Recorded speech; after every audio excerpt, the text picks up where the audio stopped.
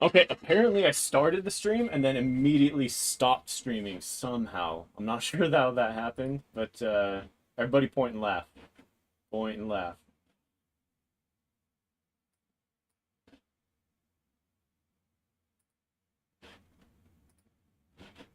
So I'll give everyone a little bit of time to get back in.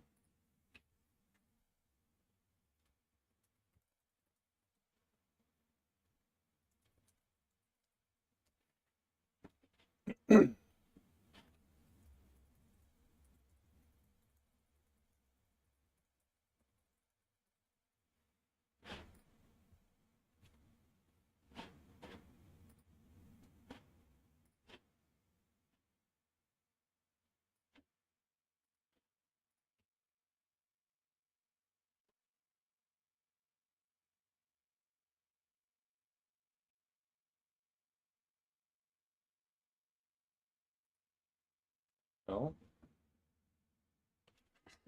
I have no idea what happened, guys. Hey, Bulbasaur says he's back in. That was insane. I have no idea what happened. I think I went to switch windows, and the hotkey uses a spacebar. I think it stopped the whole stream before it even started, man. That's frustrating, but I think we're live now.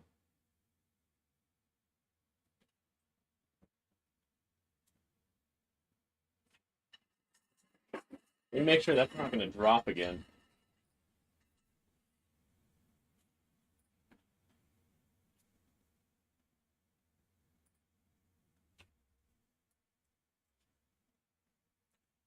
So I should be able to switch. Switching back and forth. We haven't ended the stream. Okay, I think we're good now. As soon as I figure that I've got this stuff figured out, we go ahead and mess something up like that.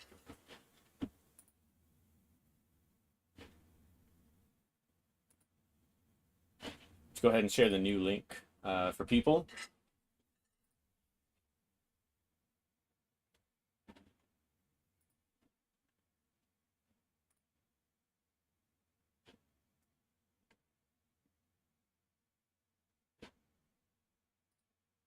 All right, Chip, are you in here now?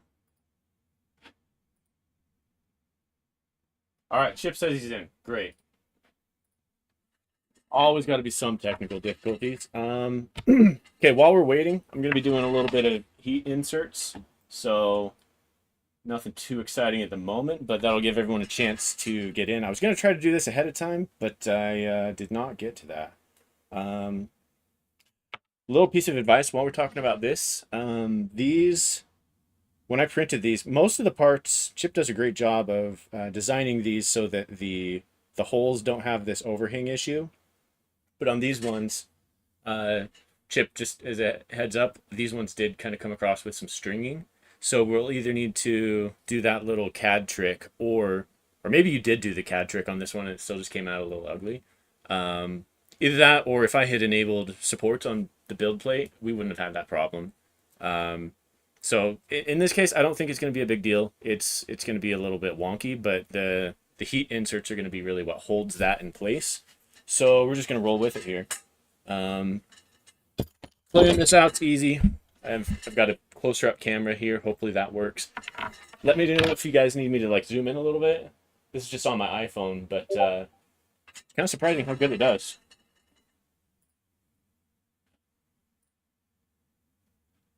Trying to keep up with all the chat here. Looks like this is thanks, Colbs. Colbasaur, one of my oldest and best friends in the world in the stream here. We grew up together. Well, I mean, yeah, you could say we grew up together. We met in, I think it was junior high, right, Colby? Um, but had a lot of good times together.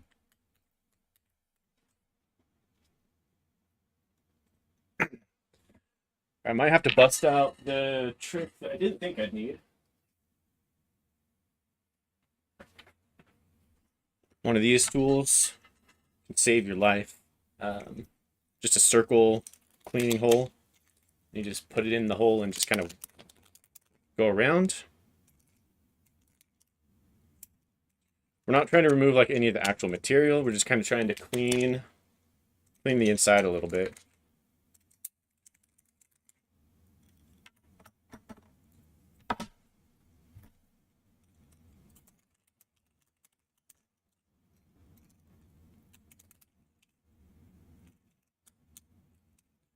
So yeah, somehow when I started the stream, my hotkey for switching between the CAD window and the cameras uses the spacebar, and I think for some reason it had the stream button selected in OBS. So as soon as I hit the spacebar, it's like, great, you're done streaming. That was a nice 5-second stream for the day.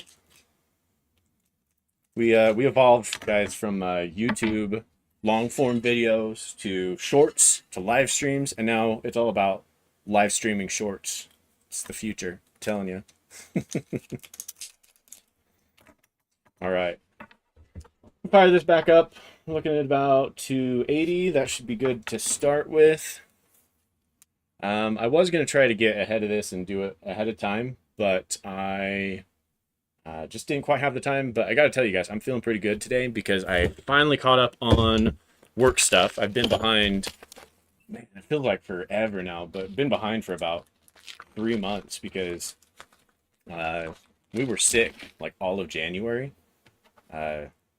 We got the second round of COVID. God, I hate that. As soon as we got over that, the kids got a cold. As soon as they got over that, they got the flu. Had fevers. Everyone was going. Had fevers and, had sore stomachs.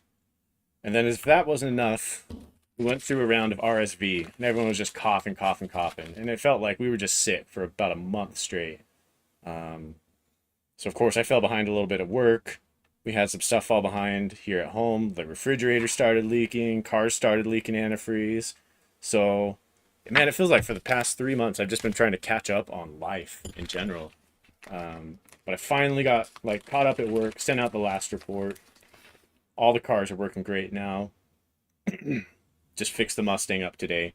It was doing great, just firing up for the winter. After the winter, I'm always a little nervous to fire it up. But I fired it up, was working great, took it out, made a run to the gas station, decided to open it up a little bit, and as soon as it got above 3,000 RPMs, it just choked. It would still run, but it was just choking on the way back.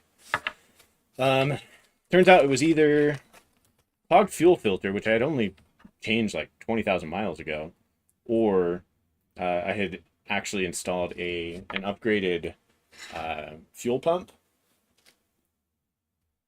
Oh, nice, dude. We got Mitch here too. Again, two of my close friends. Love to see it, guys. All right, cool to see that. Chip, thanks. Colbasaur's got it right. I'm trying to catch up on life for 30 years. In the words of the fine words of, oh man, what's his name? Why am I just thinking like Smack Mouth? That's not right, right? The years start coming and they don't stop coming. Truer words have never been spoken. Anyway, back to the story about the Mustang. I had installed a higher flow fuel pump because I do have plans to supercharge it one of these days. And apparently, after looking up on the forums a little bit, the fuel rail pressure sensor doesn't like that much pressure because as soon as you let off the throttle, there's a big crap. Where'd my putty knife go to set these in there nice and flat? If you were here on the last stream, you know what I'm talking about. Anyway, so you have a much higher pressure fuel pump that's just pushing gas through. I'm going to turn this heat down just a little bit. And as soon as you let off the gas, the engine doesn't obviously doesn't need to go anymore, but that fuel pump still has created a ton of pressure, and then that hits your fuel rail, and I guess the stock fuel rail pressure sensor, it will basically destroy it, so it stops reading right, especially at higher pressure. So when you're opening it up and going higher RPMs, it it doesn't read it right, and so it sends the wrong amount of gas. The part chokes. You don't have a good time. So I replaced most of those parts. Opened it up today, got out for some good spring driving, and oh man, it sounds good now. Pulls all the way to red line, no problems. You know, it's always a little bit of a art form keeping a car. You know, this is 2003, so it's 21 years old now. Thing's old enough to drink. She doesn't like alcohol though. She likes the ethanol, which I guess no, that's kind of the same thing, right? But ethanol and the gasoline. Anyway, just a little bit of rambling while we're doing some heat sets here. Make sure they're all nice and flat.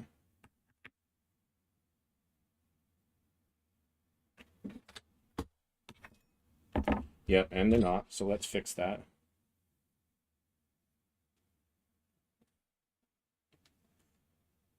I know you guys can't see this super well on camera, but if you're looking for a guide or a tutorial on installing heat inserts, you've come, unfortunately, to the wrong place. There's plenty of great guides out there on that.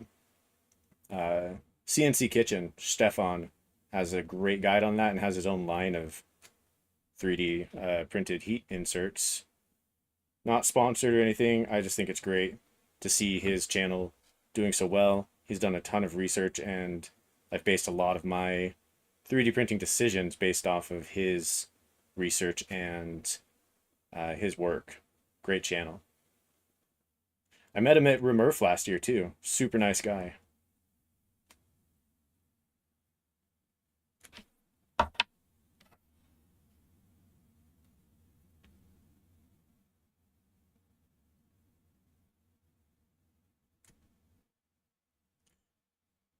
Not quite sure if I'm going to use this every time, but some of them seem to go in nice and flat, and the other ones I just need to take a little bit of pressure.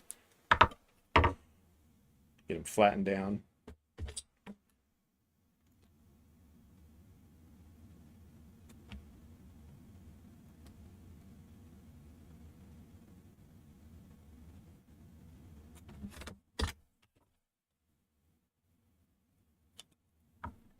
Yeah, those are looking good.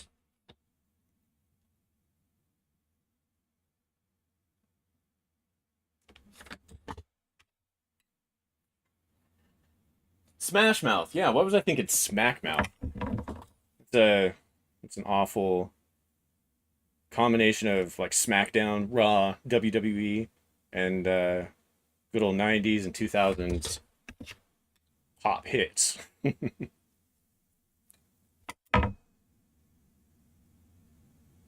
You know, if I was off stream, I guarantee I would have got that like right off the tip of my tongue. But I don't know if you guys have ever tried streaming before or if you've done it once or twice, but I'm pretty sure you lose half your brain cells as soon as you turn the camera on.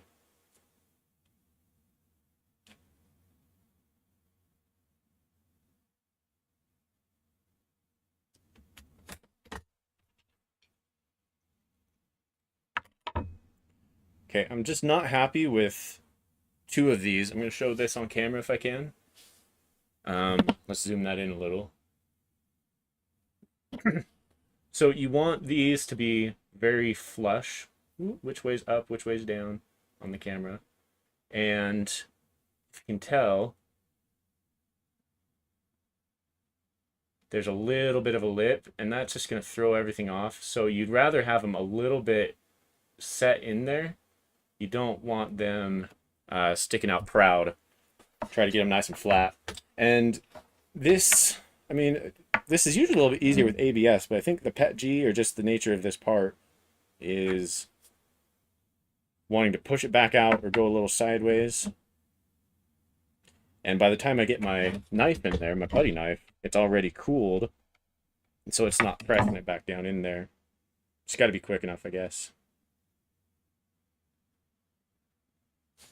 Okay, I think there's like one more that's just proud.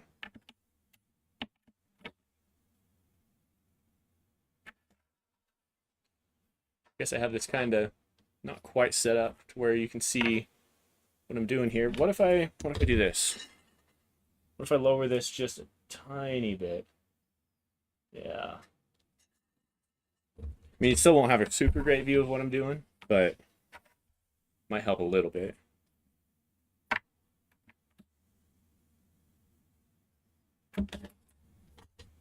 Oh, I think my dog locked himself in the playroom again.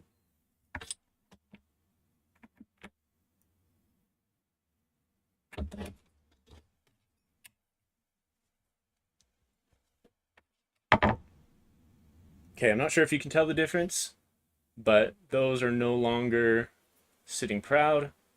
They're pretty much flush or just recessed. That's what we want.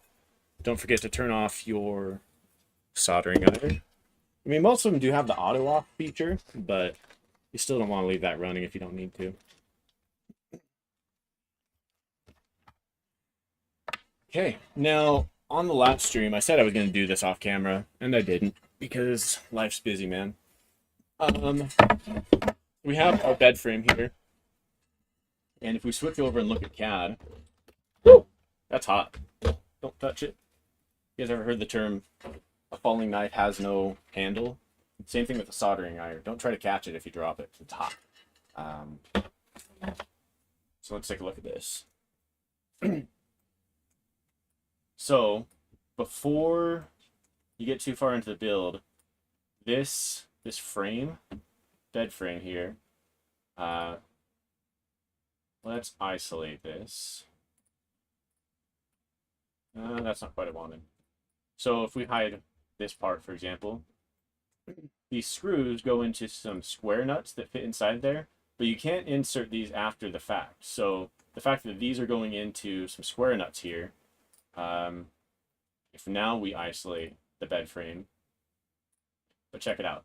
Okay, so you can get them in this side, but for the stuff that has to mount right here, oh man, Chip, can you go update the link in Fabrico's channel in our Snake Oil channel and in the Hangout spot? I had posted there, and that was the old dead link.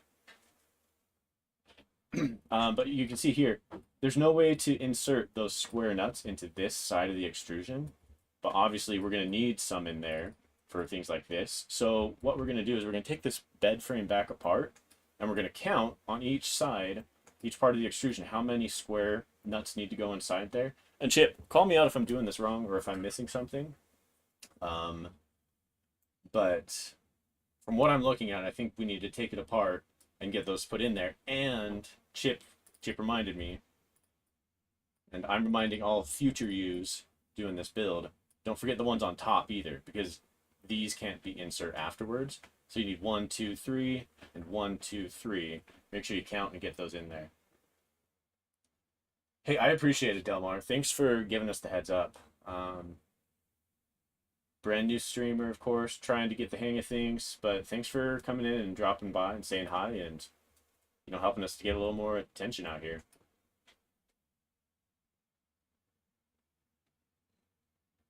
So yeah, that's what we're gonna do. We're gonna take this apart. Not too difficult. The most difficult part is actually, so I'm gonna go let my dog back up the stairs or wherever he's at. He's crying.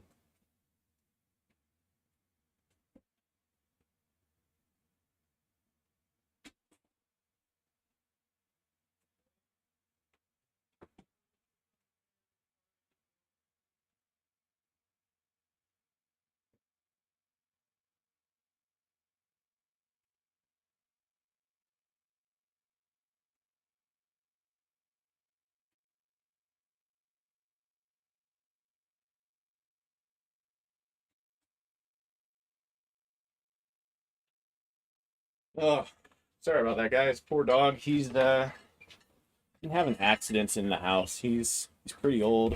I think he's starting to lose control of his bladder. Not a fun time.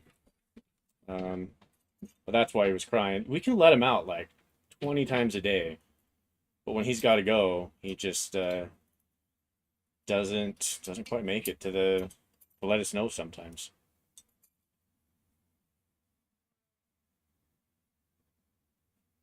Thanks, Delmar. We appreciate it. Only 4 nuts on top. That's what you say, Chip. 4 for each corner. What am I missing then?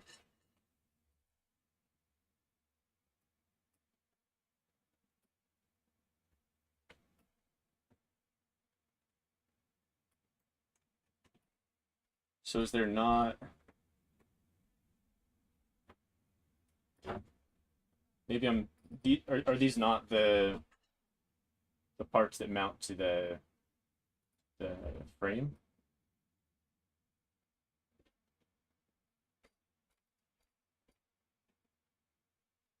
So Chip, what am I looking at that's wrong here?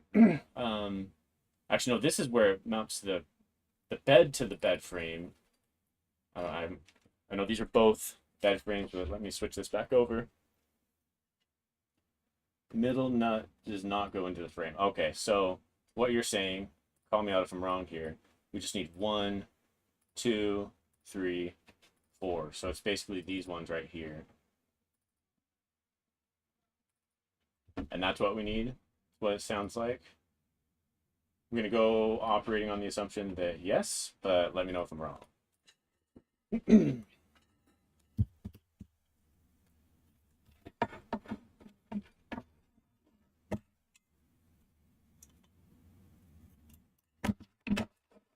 We're using blind joints here, which I'm kind of having a hard time getting that. If you're using the Wera, switch this back over. If you're using these are great wrenches. You know, they're recommended by a lot of people, but the sleeve on the outside of them makes them a little bit difficult to work with blind joints. So you might have to get an alternative. Yeah, I can't quite get that in there the way that I want it to, but I wonder if I've got one laying around here that can slide in there.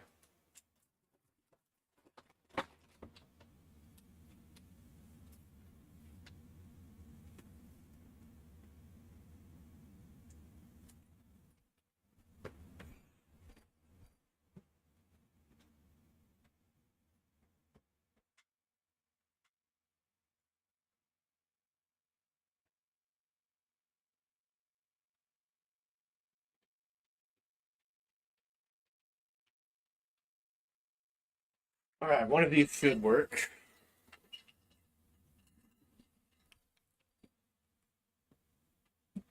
Not on the front and back too. Yeah, so you're talking about like all 4 sides of these, right? I'll go through and count on all the sides of these. We'll make sure we get that right. Or wait. So Chip, if I'm understanding right, you're talking about all 4, basically these faces. When I go through and do this, I'll count each one of these faces, how many screws need to go in, and yeah, so all 4 faces and then the top, like that.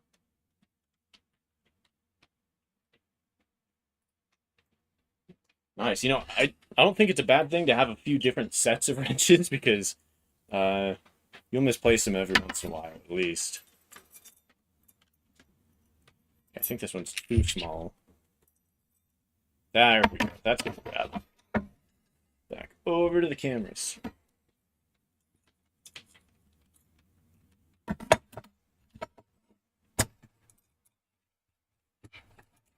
We're not going to take the screws all the way out. We just need to loosen them.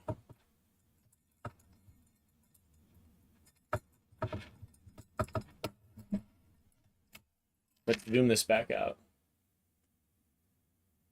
There we go. Something like that.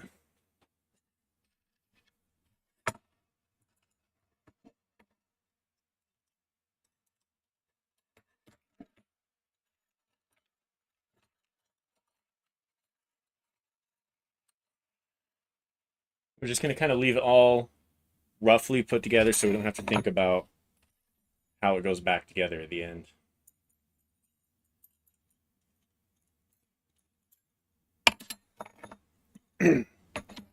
Feel bad. My wife's gonna be the one cleaning up the dog poop today, but there are times where, you know, I have to take care of it when she's busy, and she supports me the same way I support her. So shout out to her. Great. So we've got everything laid out here. We're gonna grab our kit of fasteners, and I saw these just earlier.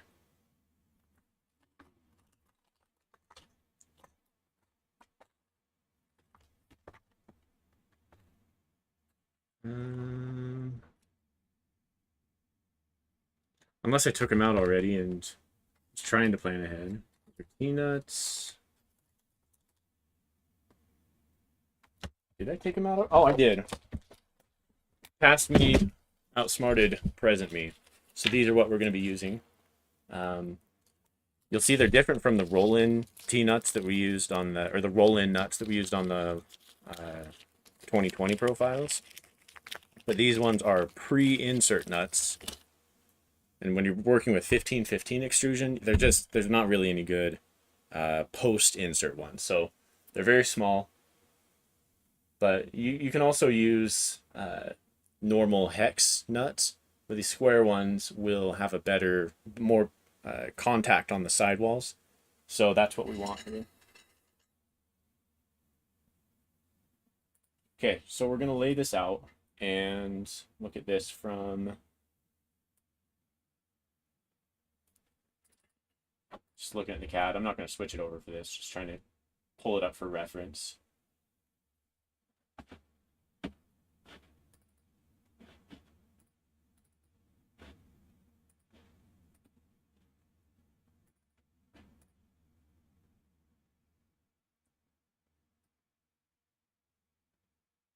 Okay.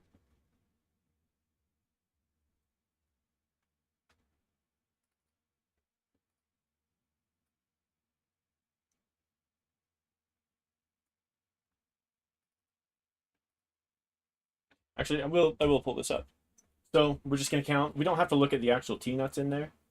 We're going to count the screws here. So we have 1, 2, 3, 4, 5, 6. And looking at this, that's the... Oh, do I have it sideways? I think I do. Let's start from here. So that when I slide this end in, it's closed off right here. And that's what we're looking at, and that's the right orientation. I'm so bad, like if I'm looking at something for reference and it's rotated 90 degrees, it's really hard for me to wrap my brain around it. So I've got 1, 2, 3, 4 on this side. We're just gonna insert that here. And these we could have done before we put or we could have done this even without putting the frame together, or without taking it apart. But this will be the way you guys want to do it in your builds. Same thing, we're going to pull our tray over here. Same thing as last time. Dump this all in there so we don't have to pick each one out. Also so we don't lose everything. Try not to drop them. But if you do, again, I think all these fasteners would come with 20% extras. So if you drop one, lose one, strip one out, you're fine. Just like that. Okay, so while you're doing this, try to keep it flush, or if you stick a wrench in kind of from here, that'll help stop it from falling out. I don't know, there's probably a few different tricks to do this.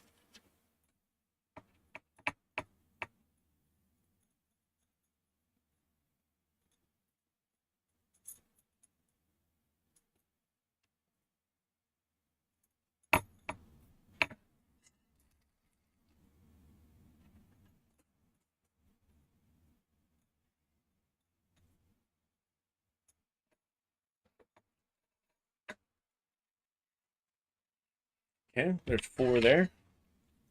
Starting to think it might be better if I install these parts so that those stay in place. Let me see if I've got that really quick. Or I guess, I mean, technically I could just do that later. I mean, I was telling you guys you would you'd be better off. I don't know if I've got all those parts printed. I think I should have printed a few more. But since these parts can be inserted after, switch back over. Since these ones can be inserted after, you know, we're gonna end up like having them fall out. Let's just not worry about the open ends. Let's make things easier on ourselves. Let's just rotate all this.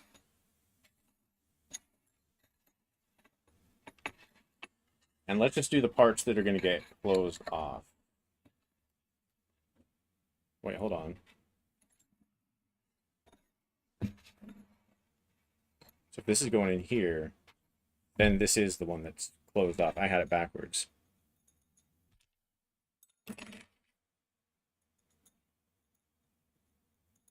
Was that not the right?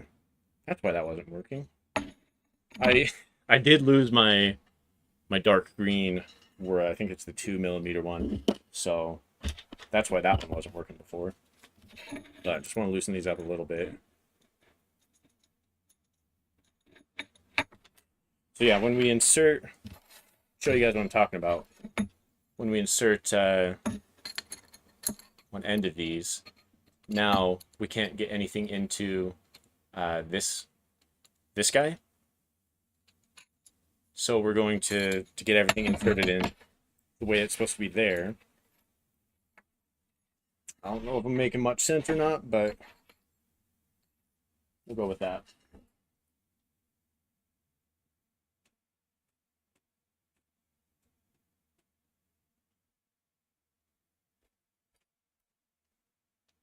Yeah, all right, so this is the end that has the 4, so I could have just left those in there. All right, dog situation totally derailed me here.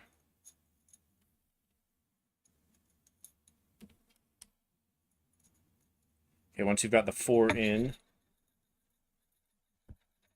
check the top. And okay, yeah, those will need 1 and 2 on the top.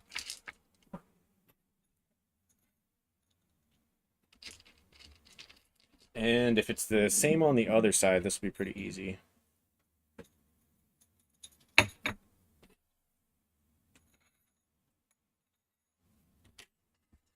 Flip this around, check the other side.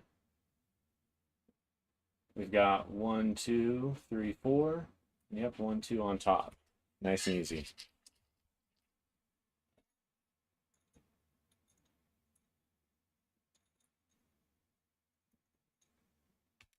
It's a little bit harder to get those in there when you have the screw already halfway in, but that's not a problem.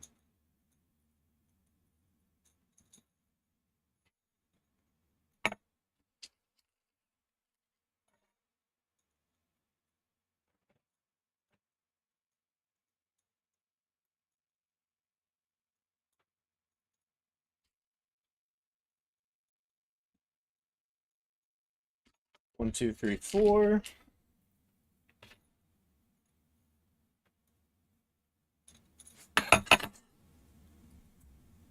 Back over here.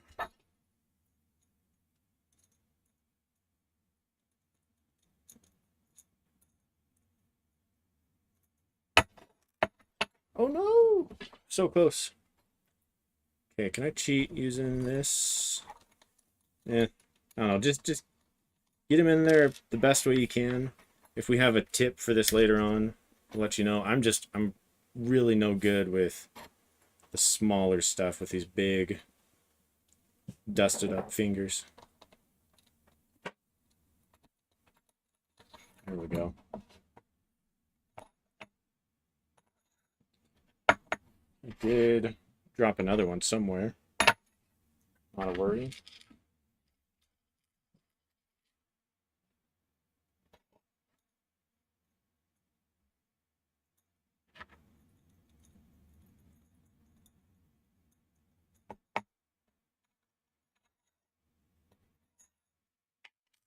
Okay, so we've got 2 here. That's going to be the top. 4 there. And that's really all you need for both of those sides. We'll do the post insert stuff later, since we're just going to end up dropping them out at this point anyway. So with our blind joints, if you're not familiar with them, again, I don't think I can get the greatest shot of this, but yeah, it's a pretty basic way to put these together. So if I want to keep this square, if I rotate it up like this, I'm not going to, yeah, not going to break anything there. Nothing's gonna fall out, I mean. This is why I have this platform here. I can kind of, well, my camera, you can't really see it that well. Let's see if I can cheat here. So I have this platform so I can kind of slide it over to the end, and then I can use the Allen wrench, the hex key, to tighten it, and I can turn it. Whereas if it's over here, just like this, your key can't turn. So having a little platform like this that's relatively flat can help out a lot during this stage.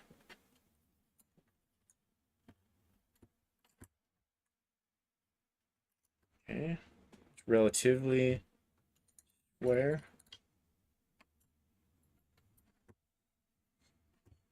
Just give it a little torque.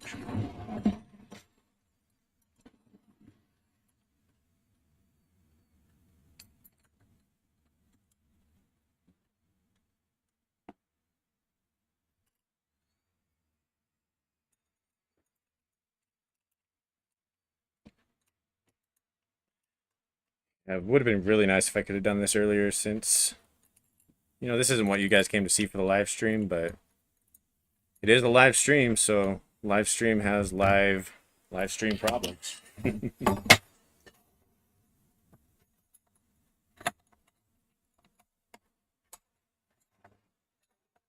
Loosen this up just a bit. And actually, the trouble with this is if they're too loose, then the screw head sticks out so far that you actually can't get it in, because both screw heads are pushing out so far that it becomes too long for the profile.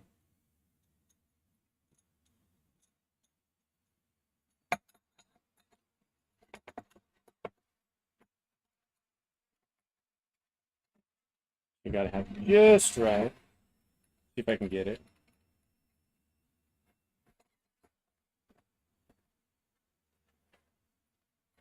If this one goes in, this one doesn't want to.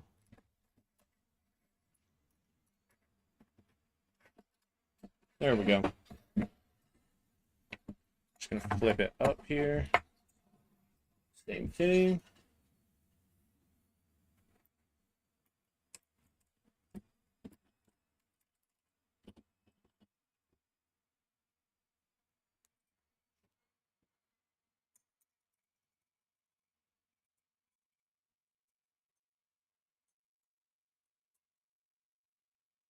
So tonight, even if it goes a little bit late, I do want to get the full Z-axis, the bed frame, installed, and get the leveling procedure figured out. I think I owe that to you guys at least. I don't want to have to do a third Z-axis guide or a live stream.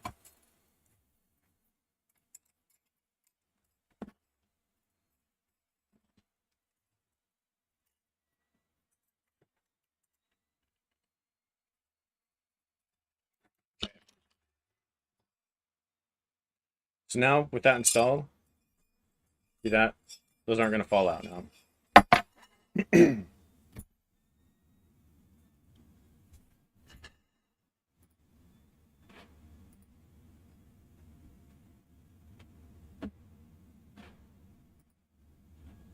All right.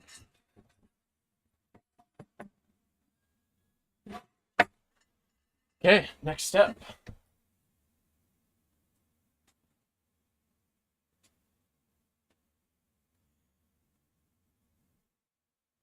Now we're going to start with just the rods. We're not going to do the motors yet. So we're just going to do the smooth rods. So I think it looks like on one side, we're just going to go flush with the corner and flush with the other corner. And then the other one, whoops, goes in the middle. Chip, let me know if there's a specific. Well, actually, no. We're gonna leave these a little loose, right? And then we'll tighten those up during the leveling procedure. Okay, so let's just get those in place, and we'll leave them a little bit loose.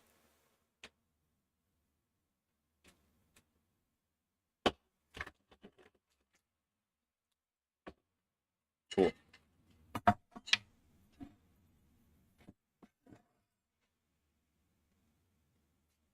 So these are going to go in. So on the ends that are not closed off, so we're going to insert our square nuts at this point. But these are going to go on the sides here. We'll do one on each corner here. And since it's 3-point level bed, the other one's just going to go in the middle. So that's our plan. It doesn't matter which side you start with.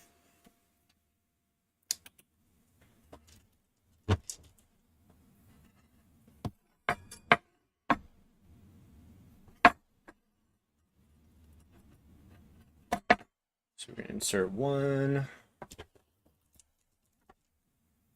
2. These are going to be roughly like, sometimes helps if you just like rough space it, so get a look at it. Move it over a little.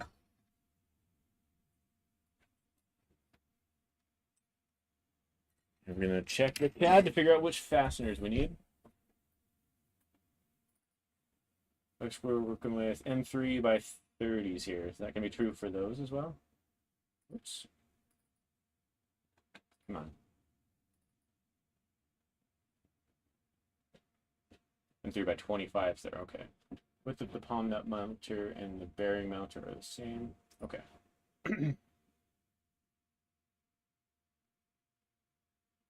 All right, so we're going to get our M3 by 30s. I don't think I've pulled those out yet. Here we are. First try.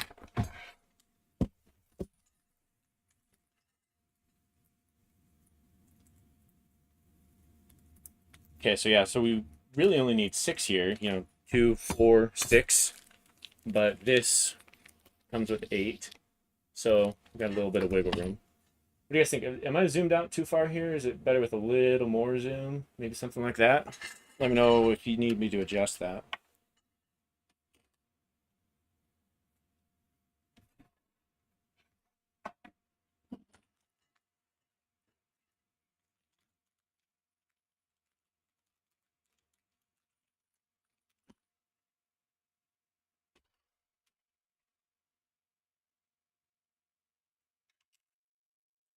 Okay, and do we use... Looks like we do use spacers / washers here. I love it. We're going to go find our M3 washers.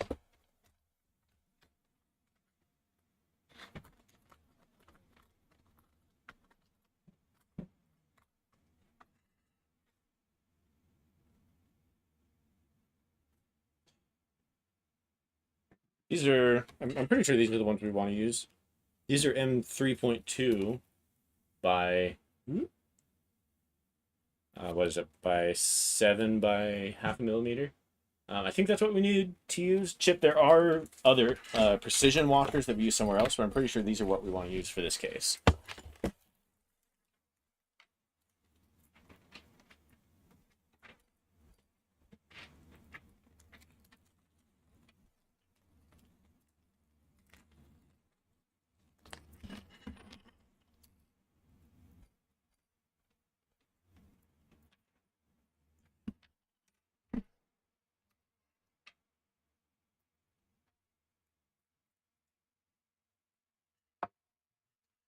Actually, it probably helps if I turn this just a bit more this way. I think I'm missing a lot of what I'm doing back here.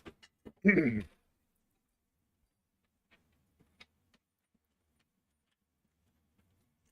those look like they stick out pretty far. Whoops, there goes the nuts. Okay, Chip, I might be missing something here. Because CAD says M3 by 30, but when I go to install this,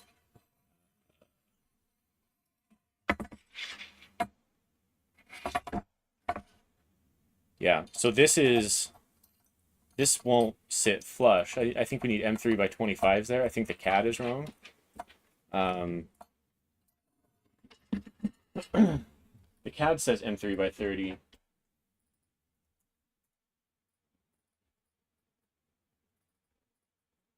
Let's see. Whoops, there it goes. So what am I missing? Is it, okay. I'm missing I used the wrong. I should be using M3 by 25s for these pieces. I got that backwards. That's my bad. Everybody pointing left. Pointing left. Okay, we will need these guys later, so we're just going to set them aside.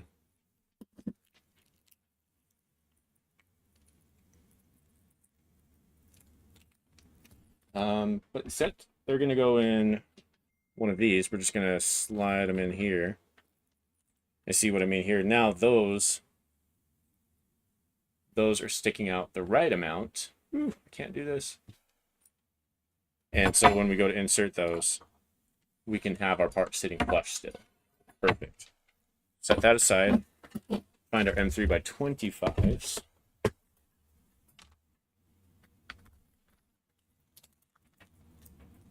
M3 by 18. M3 by 20. We're getting closer. M3 by 25. Got it.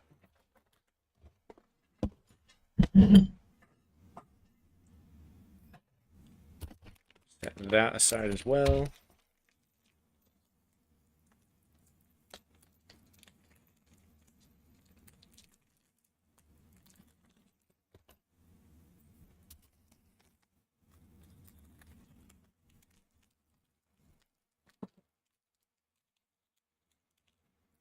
Just get a few of these laid out here.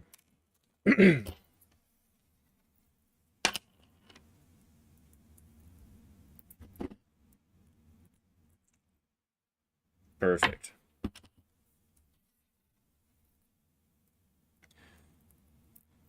I should just know better than now. Anytime I think, hey, Chip, I think the CAD might be wrong. That's usually evidence that I'm messing up somewhere, and I need to second guess what I'm doing. That's more often the case, rather than the CAD being wrong.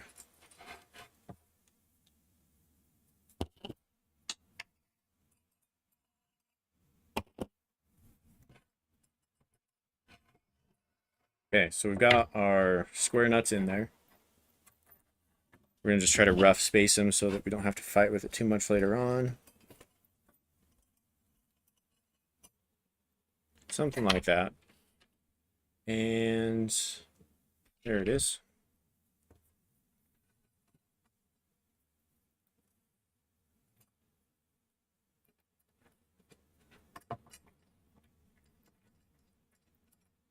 Just going to try to get it started here.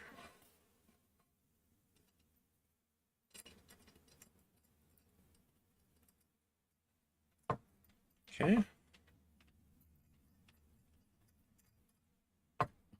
Okay, so we're kind of started there. We can wiggle back and forth.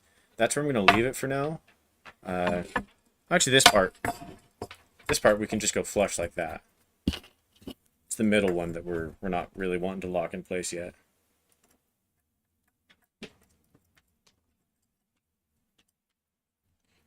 Get them just barely tight with the end of your wrench here.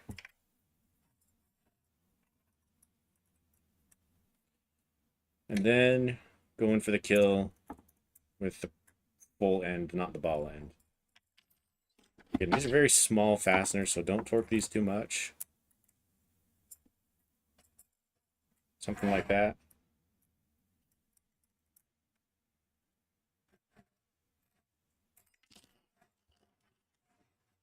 I realize I'm getting off camera a little bit more again.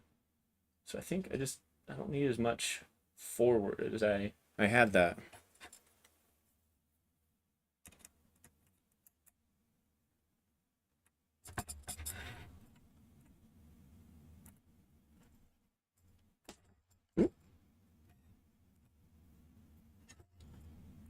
The small stuff, guys. It's the small stuff I can't do as well anymore. Cool. There's one installed. I like it.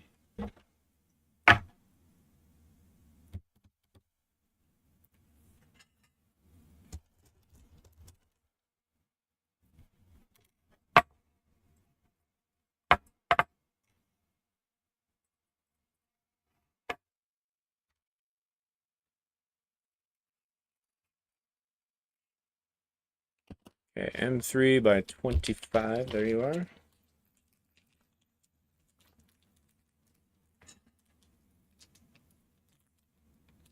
If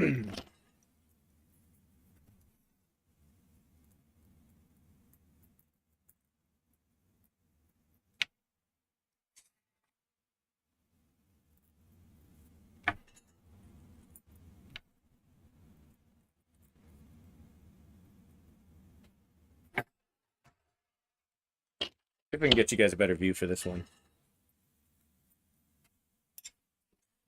Pull this out a little bit. Slide out like this. There we go.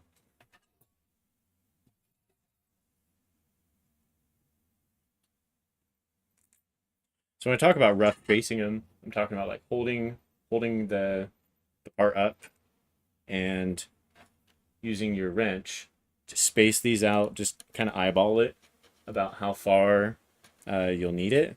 I know you guys can't quite see, but if you're looking from the top down, you can get a pretty good idea of where you need those. And then very carefully slide it into position. If you turn like 1 or 2 turns, you should know if you're grabbed or not. Oh man, that came out the wrong way.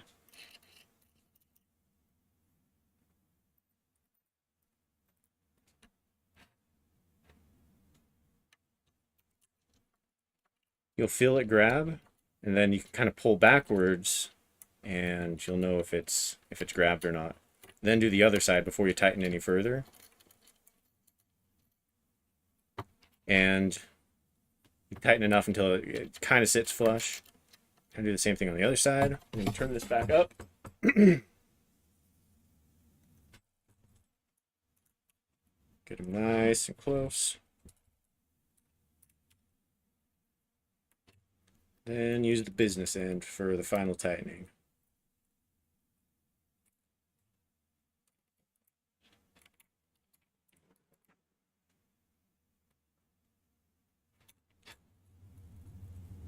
Having trouble getting that set in there.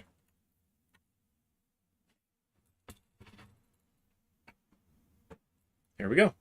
Okay, there's 2 down.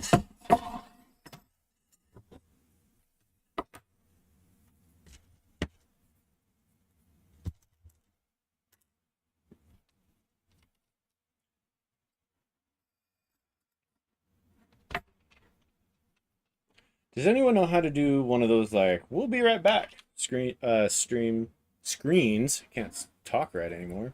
In OBS, if I need to go take a bathroom break.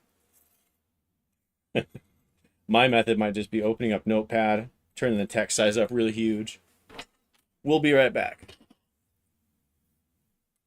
Keep it simple, right?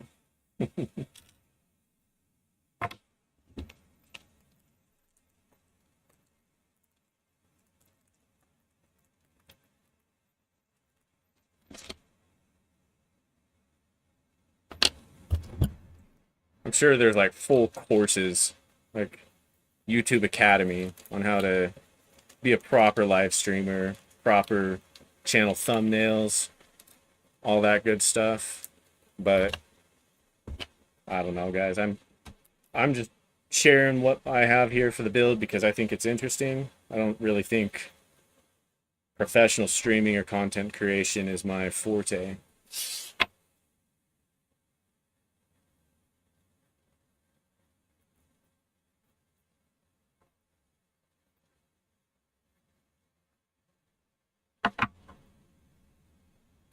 So this one we're not going to fully tighten. We're just going to get it set in place so we can move it.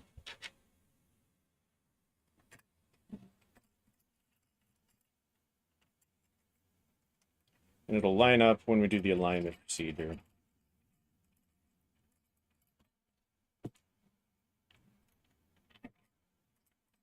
Obviously, I'm missing that one. Okay, so yeah, see here? This happens all the time. You start tightening, and then you realize the nut is slid out. So in this case, just kind of back it out a little bit, and just kind of have to eyeball it. Push it in just enough where you think you're right. Put a little pressure on the screw. and you'll feel it set in. Once you feel that click, you know you're good to start going. If you feel a lot of resistance, you're probably cross-threading it. So turn it backwards until you feel it click. Then you can start turning in.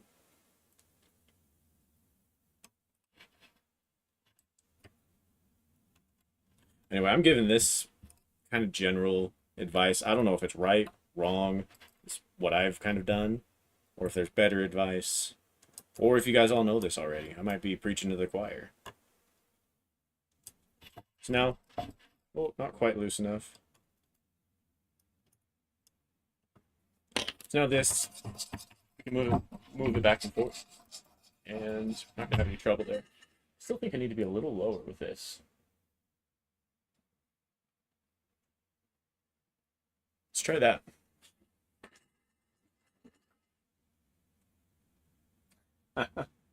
That's right. Don't worry, we're making snake oil anyway.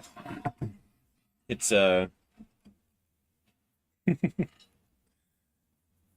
not that important to be a professional content creator when it's just snake oil. What we're selling here, even though we're not selling anything right now. Cool. Oh man, guess what I forgot to do? I forgot to do the top ones on this side. So we're gonna backtrack just a bit.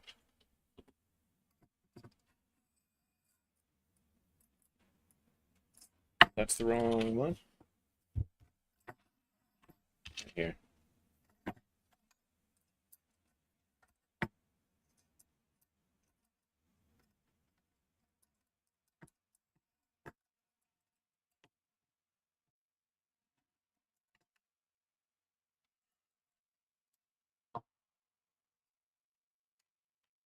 You know, another trick you might be able to do is if you put the square nuts on ahead of time, you might just be able to slide it in there.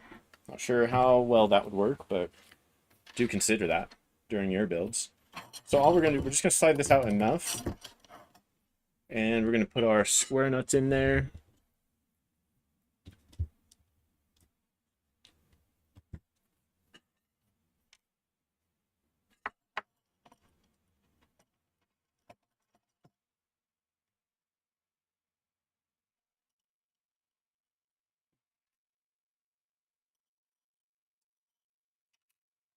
And we're gonna reattach it like nothing ever happened.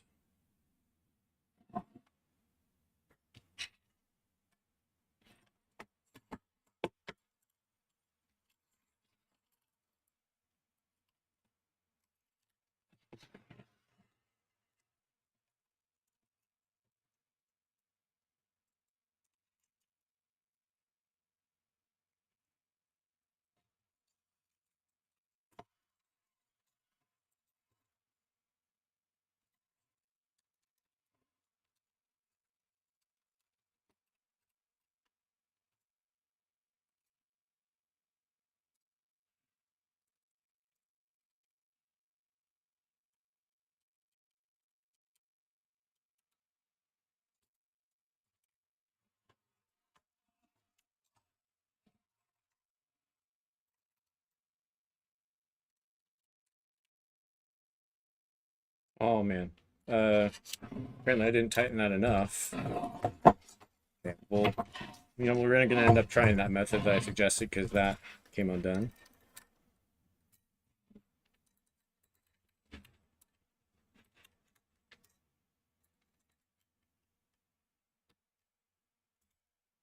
Okay.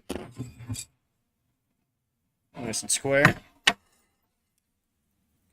So let's try this. Let's see if this is any easier than what I was doing. We're gonna thread this on. Just a couple turns. Maybe not even that much.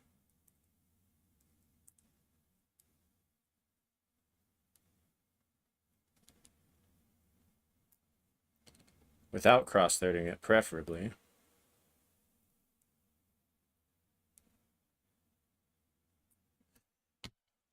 And let's see if we can... Nope, that wasn't in there.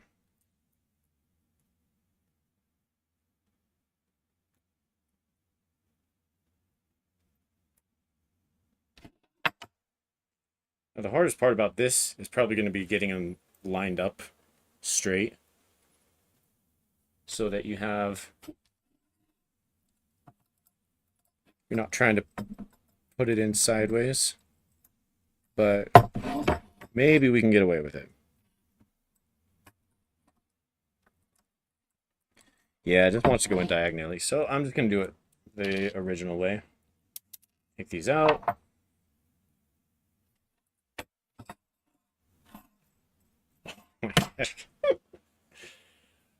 Guys, I put the nuts in on the bottom here. And so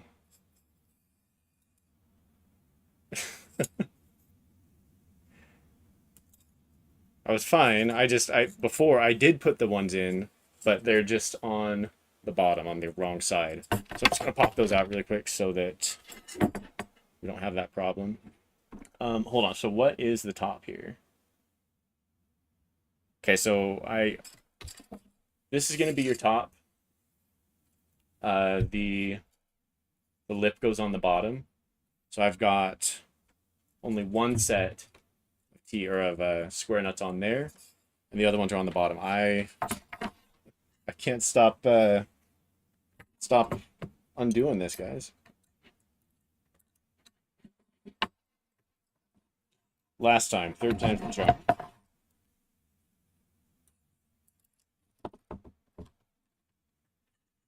Hey, Courtney, good to see you.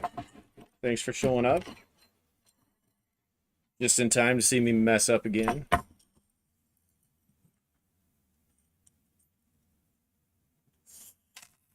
Oh.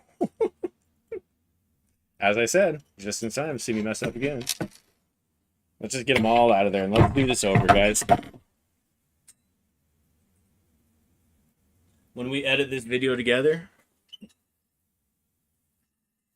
every segment's going to start with, and then definitely on the first try, here's the part where I got all the square nuts in without messing anything up. You guys have seen a Lego movie? Batman? First try. Every time. So it's almost easier if you put these on ahead of time. That way you can tell which way is up. Because it doesn't really matter which side, but once you pick a direction, once you pick up or down, you got to stick with it. You can't change it up like I'm doing. That's bad news.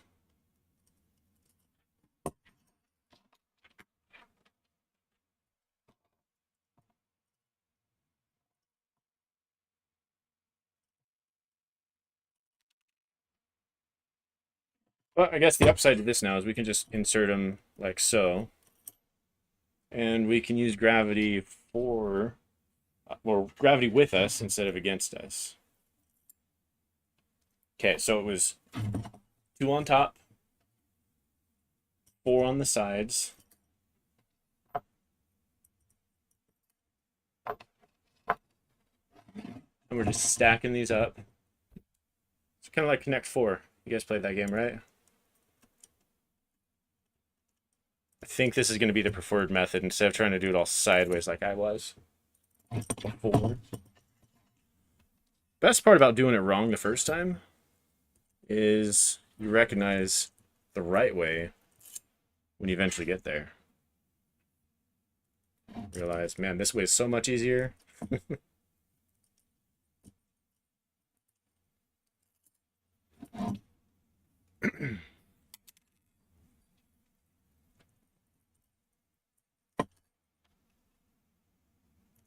Okay, that's 3, right? Okay, if I mess this up again, it's on you guys because you're not catching my mistake, right? Okay, so we've got 4 on the side, 4 on the side, 2 on top, 2 on top. And this definitely is the top because this lip is where the bottom's at. Someone yell at me if I'm doing it wrong.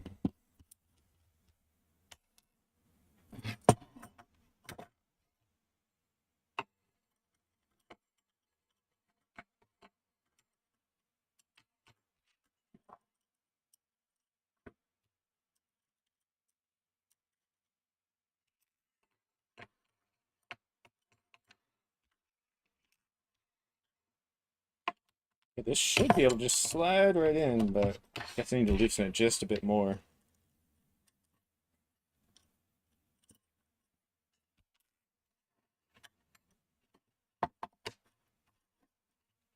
What is the deal here?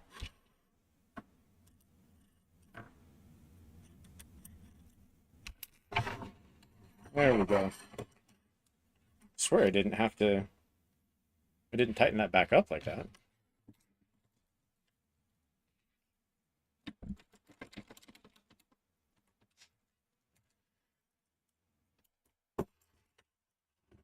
Okay. Trying to keep this square, so setting it down on a relatively flat surface like so. Give it a little tighten.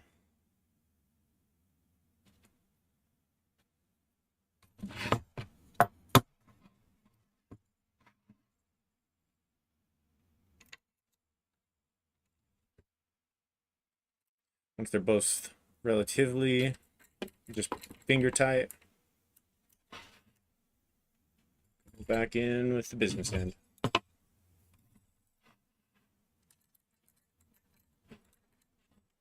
don't know what you guys call it, but that's kind of how I refer to it.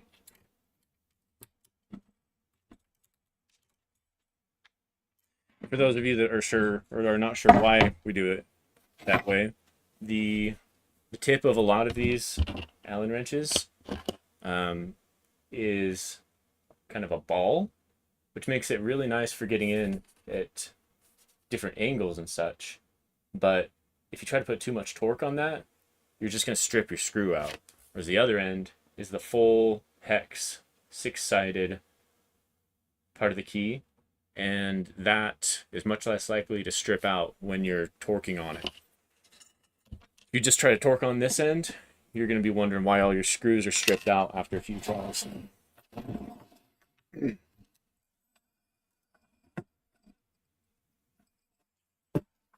going to try to keep my working set upright now so I don't get all turned around.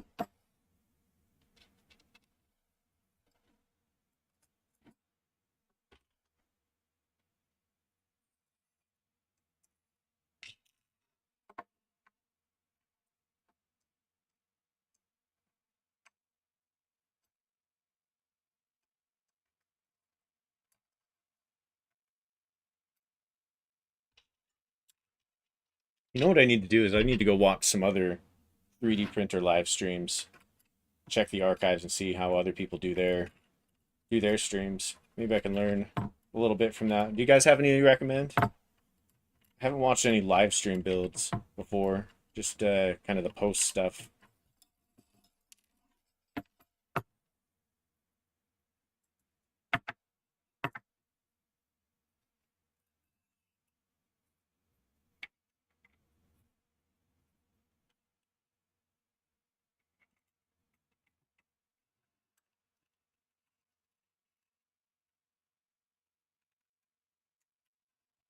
Okay, back to where we thought we were 10 minutes ago, 15 minutes ago. I don't know exactly.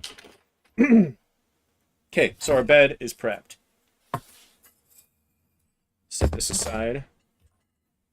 Do believe we're ready to start the squaring procedure.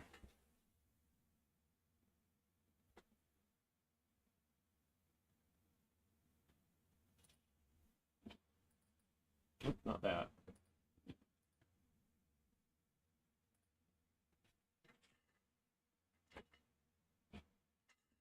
Got the square over here.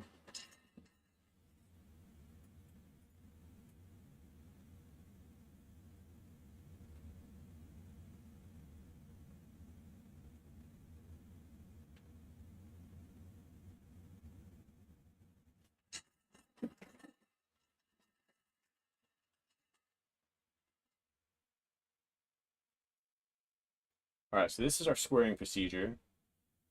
And Nero, I'll have to. I've seen his videos, but I've never watched live streams. I'll have to check that out though.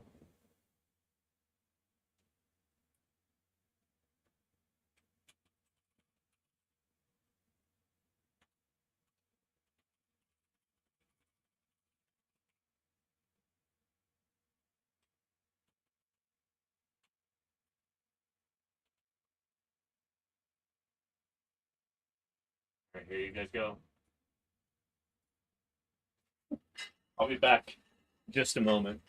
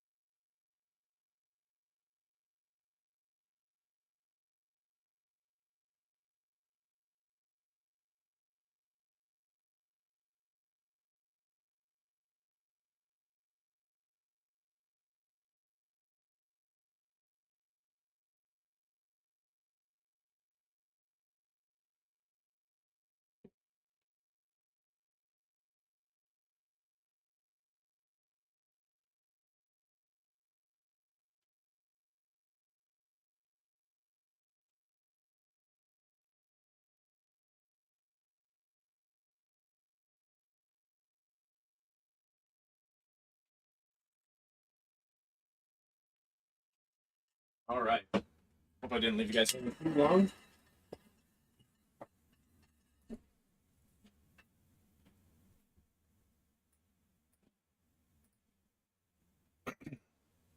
All right, time to bring the frame back. Here we are. Now, we did a lot of the bottom stuff last night, or not last night, but last time. We're going to be undoing a little bit of that, but yeah, we're going to flip this upside down like Chip shows in the document here.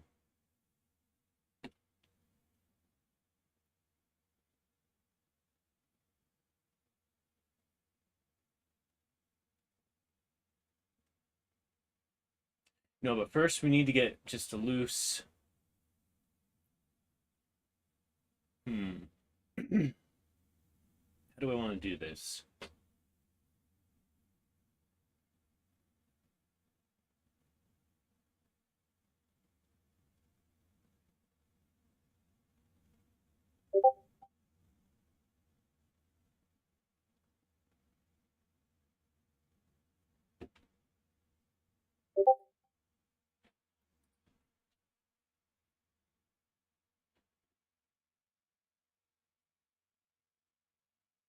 Okay.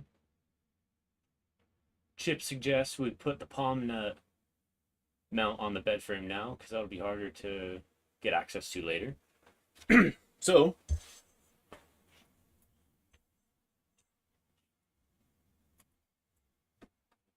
I can get the switch back over. We're gonna put this back away really quick.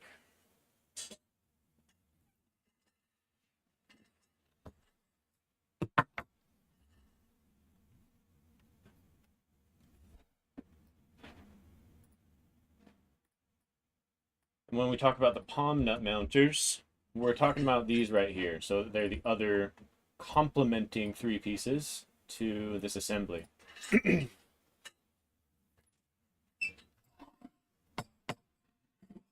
This is why we have the 4 pre-inserted nuts on the sides. So we bring out the M3 by 30s that I was using before for the wrong part. We're going to put our M3 by 25s away.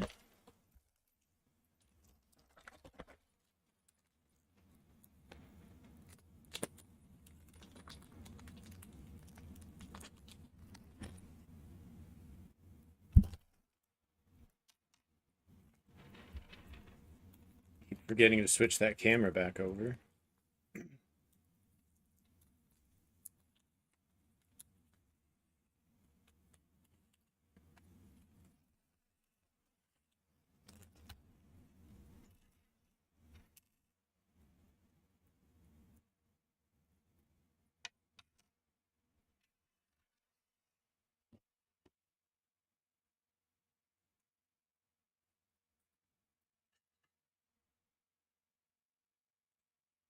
I warned you guys on the first stream, don't push your builds when you're tired.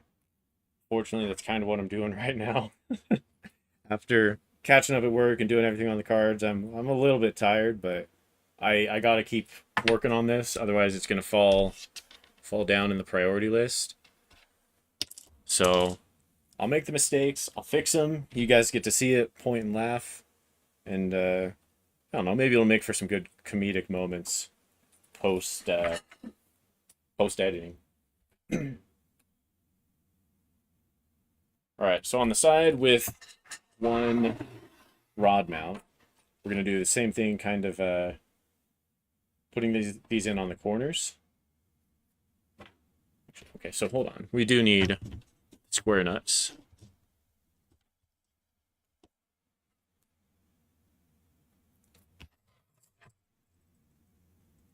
I might end up having to undo one of these. We'll see.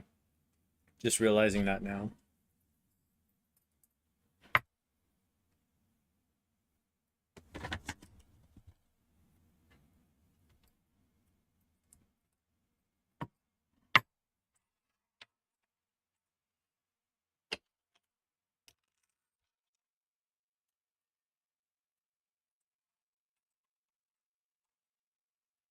Okay, we're gonna spend a little less time trying to get the perfect camera angle and just a little more time getting it done, getting this thing built. But Chip, if there's anything you think that I need to show a little more in detail, just let me know.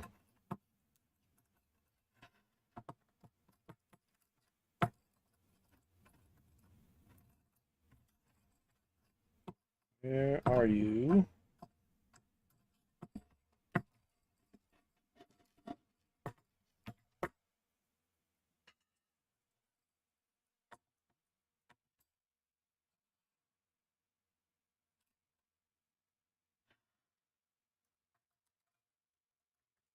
Keep missing the nut. It keeps popping, popping out the side.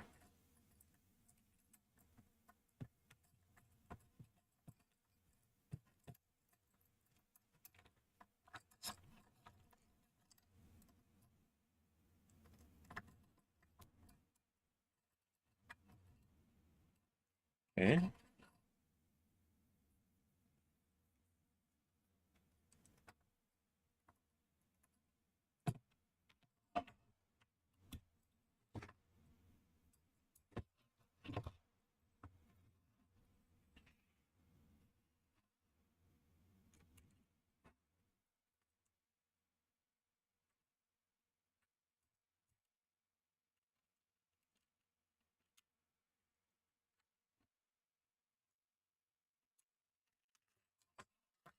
Down.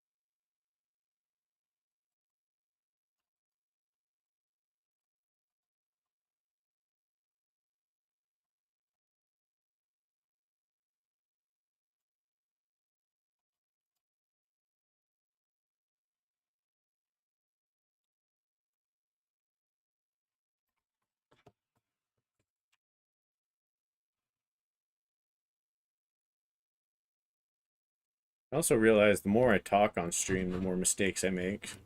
But I want to keep everything engaged. I don't want it to just be a silent build with nothing else going on.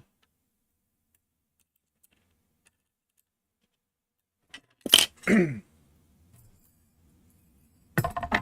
this is where, again, in retrospect, hindsight's 2020. We need a couple nuts in here, but we didn't do that. So I'm doing, one side of these. Okay, I gotta put this one away because I keep grabbing this one, and this one's too small for anything that we're working on. So that goes over there. Won't happen again.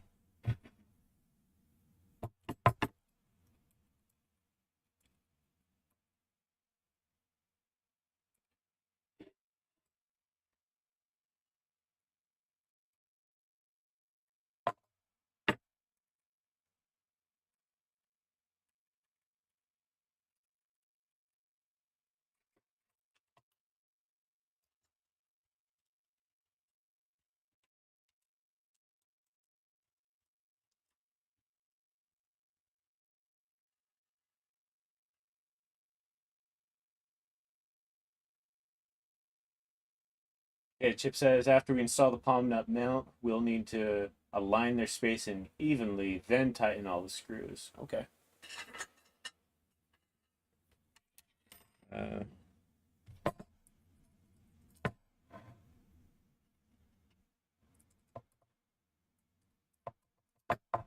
Trying to think of what you mean by that. Align their spacing evenly. I mean, with the palm nut mounters, we have like two corners. Then we've got the one in the middle, or two corners and then one in the middle. So do we need to align all of them? Or like the ones in the corner should just be flush with the ends, right? Or am I misunderstanding something there? Can we get lucky with this time?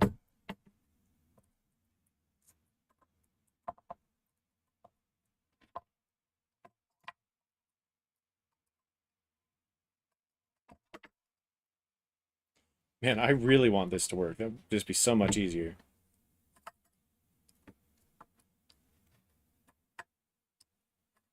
But just too tight of an angle, not going to happen. At least not with these grubby fingers. You know, you can wash your fingers after working on the car, but that oil, that grime stays there for a good week or so until you shed the skin out. Kind of gross, so none of you guys are paying too much attention to that.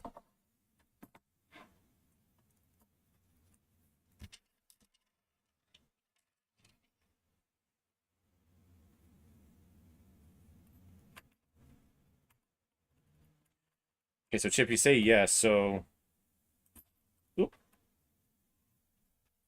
So yeah, just holler at me if I'm doing something out of order, if I'm not spacing something up right. What? Why did that come out? I had that. I swear I had that in there. Probably didn't turn it in enough. It just barely grabbed it and then it loosened up and then let go.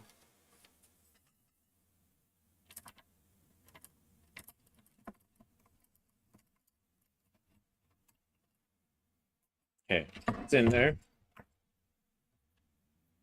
So like this, is this method okay, Chip? Like, does this align it the way it needs to space it evenly, or we gotta do something else to space these end ones? I mean, I know this is the rod mount, but we did the same thing on the other side for the palm nut mounters.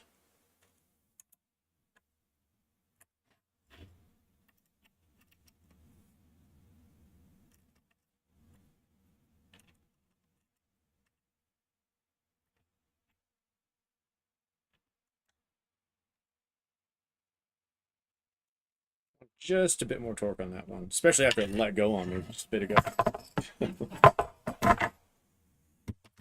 Okay, this one, 3 by 30.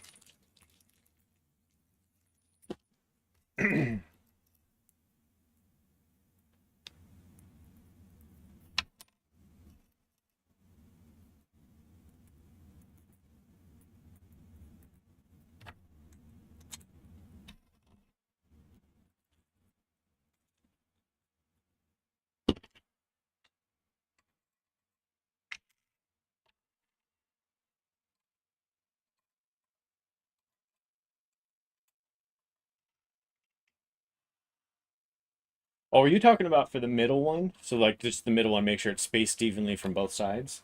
I think that's what you're talking about.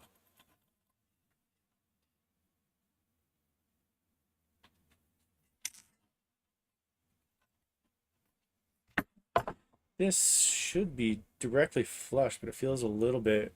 Oh, that's why, because our grub, or yeah, our grub screws, when I was done like this, that wasn't completely flush. So we're gonna just flush this up really quick. Do it right.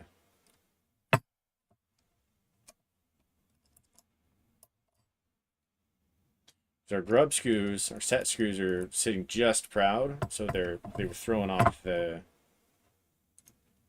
uh, squareness, whatever you call it. So if you have it out here, make sure the grub screws are, a little bit farther beyond that. Then you can push down, and that should hold in place and be square. So let's try that out really quick.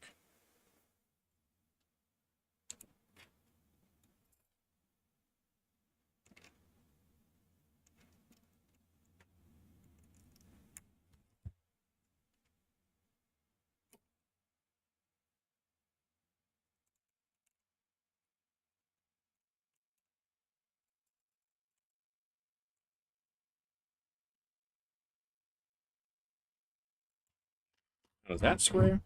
There we go. See, that's a lot more flush. If you run your finger across it, you shouldn't feel any lips or gaps there. I am just noticing now, when we tightened these grub screws, we didn't use much torque at all, but I've noticed one or two of them have come a little bit loose. So I'm going to give it just a touch more torque, hoping it won't come back out. But we have been kind of throwing this thing around a little bit.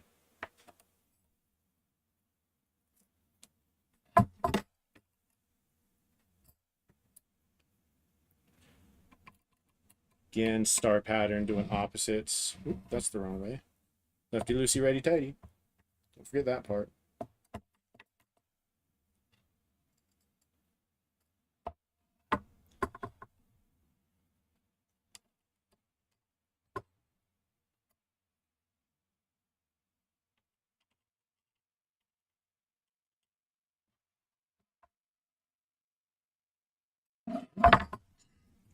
I don't want to tighten too much. It seems like in a couple spots it actually wants to pull the heat inserts out.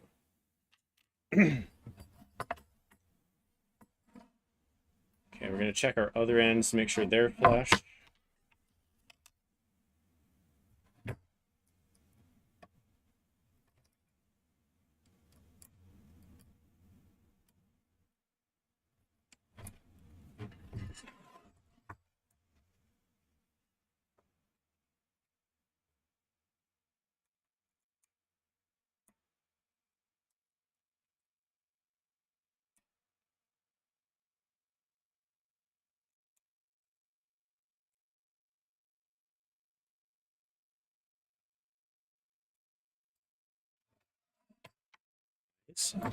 Now,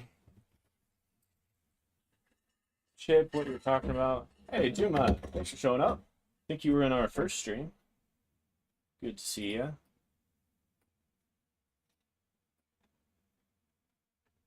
So back over in CAD here, we're going to check how far. Well, we're working on the other side right now, actually.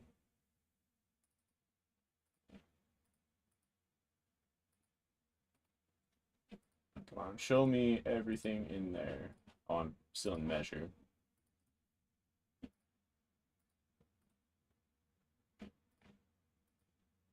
There we go. So we want to check how far these should be. That says 67.4. Be the same on the other side.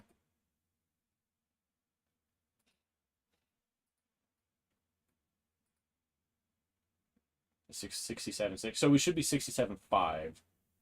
What it looks like. So we're going to grab our handy dandy calipers.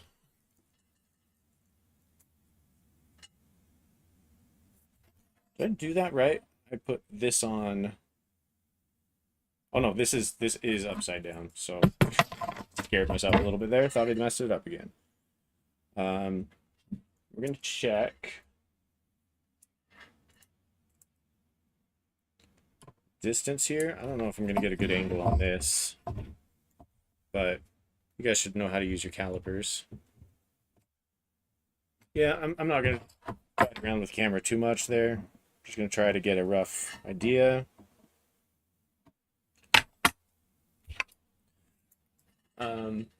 Actually, we're going to do what we did last time. This is easier to demonstrate. So we're going to set this to 67.5, and then we're going to lock it in place. So we are 67.5 on the dot, and it's locked in place.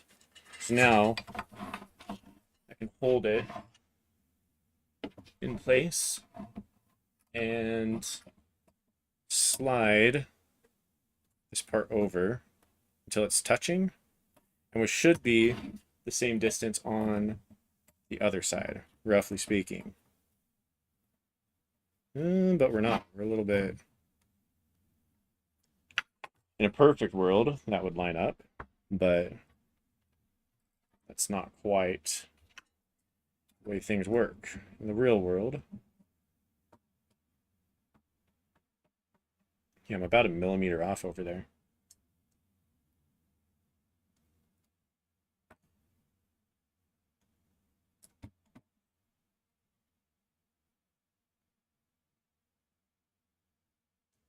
Let's try about 68.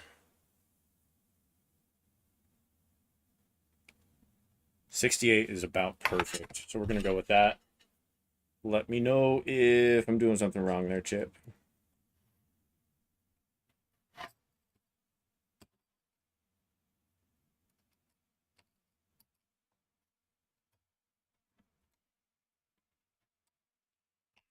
Check the other side.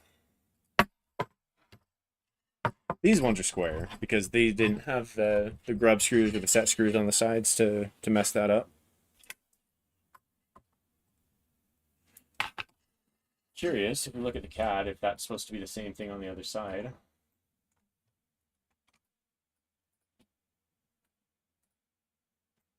Yeah, I think that's about right. Heat. Yeah. 67.5, again, in the perfect world. But this might be closer to 68 over here, too.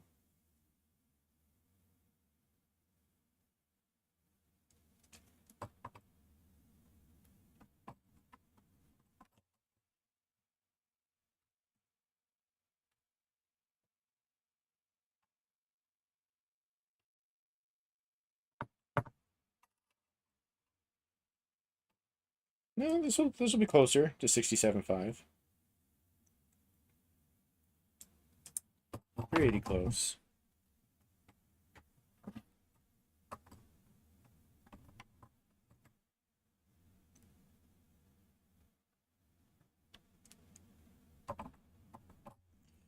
About 67.75. And that's nice and tight. Nice and tight. I like that.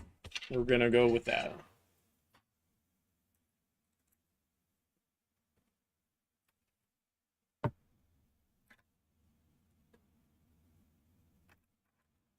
Okay, Chip, so at this stage, now I think I can bring the frame back out.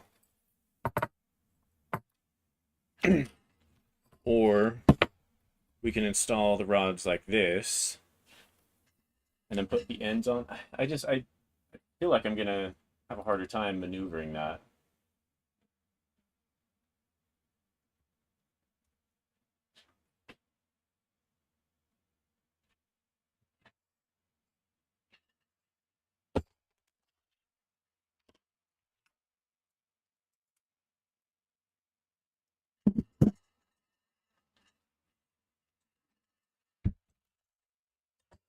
Ooh, don't drop this, that would make me sad.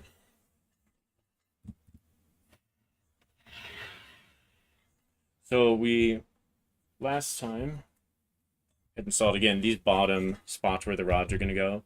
We need to install the counterparts on top. Man, my basement is so dusty, this thing's getting dirty. Where do we have those? I think these are the extras that I don't need for the... Well, these are the top parts. Okay. which means these parts I think are extras. No, these are the old ones. We changed the design here a little bit.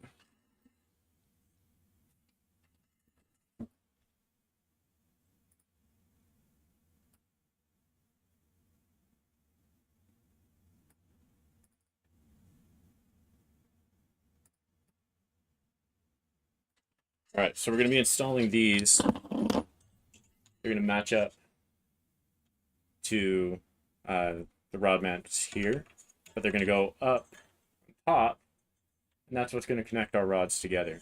We're going to just install them loosely because, again, we're going to use the alignment procedure. So let's take a look at what fasteners we need for this. Looking at the CAD, that's probably a better demonstration of what I was trying to explain there. These are the parts we're going to install.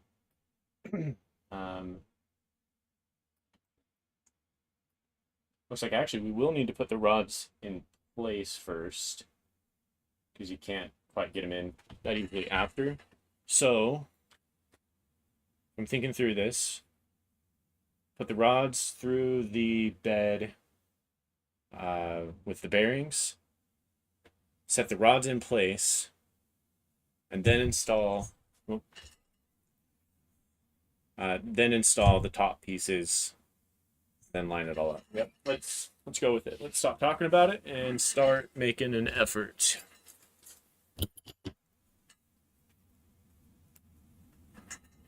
So this is how it's going to go in. Yeah, perfect. So yeah, rod, motor, motor, motor.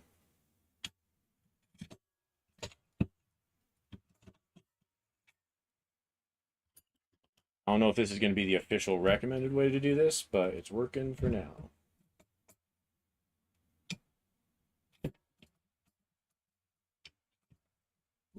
I always get a little bit excited when you get to a part of the build where you're attaching two separately assembled components and you actually get to a part where it looks a little bit more like a 3D printer now. You actually start to see the thing coming together.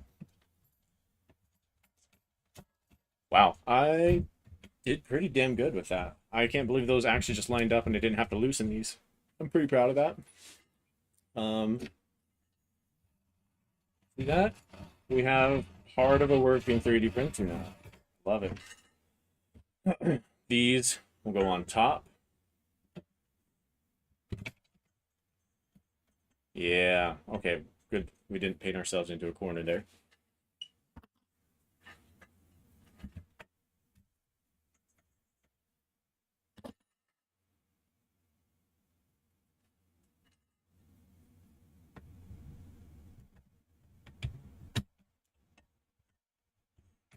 Hold on.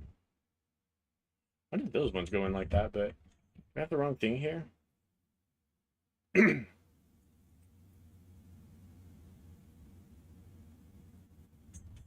These ones don't have a lip, but this one does. I think I've got the wrong piece here.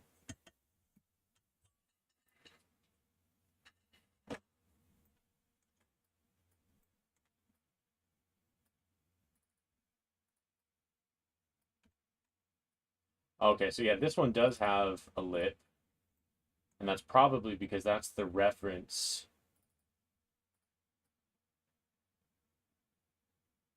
Yeah, Chip, can you comment on was this an intentional design choice? Just double checking, and these ones don't have that alignment tab in the middle there.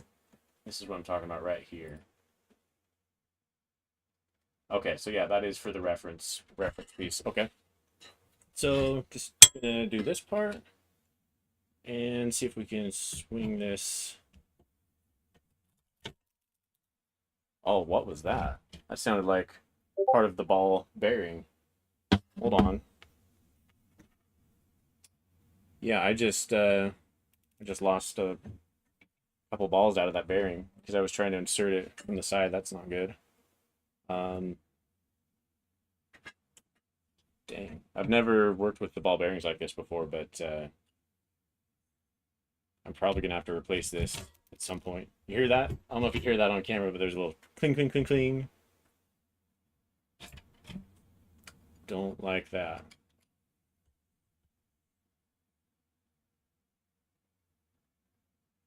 This would have been so much easier if I followed Chip's advice from the get-go and just built all the bed assembly in place.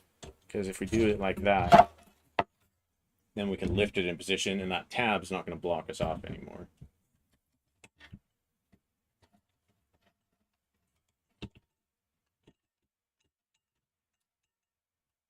Right? Or am I just... I don't want to bend that. We're going to have to loosen up this right side anyway. So put it back like it was.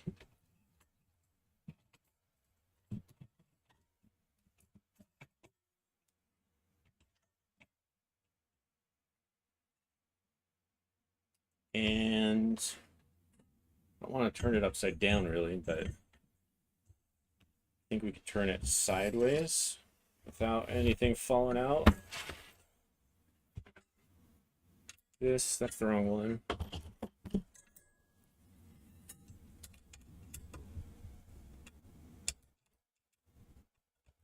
Loosen this, maybe even take it off so we can get this back in.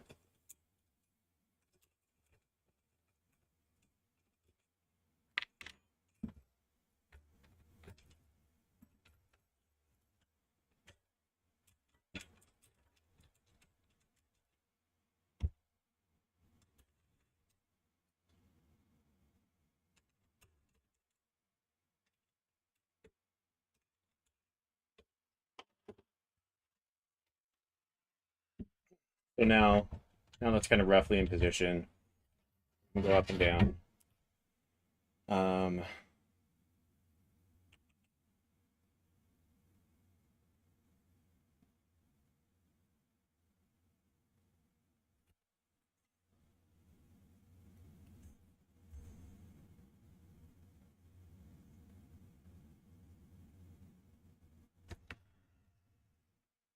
So I can turn this upside down and I'm not going to break anything. So it's all held in place now.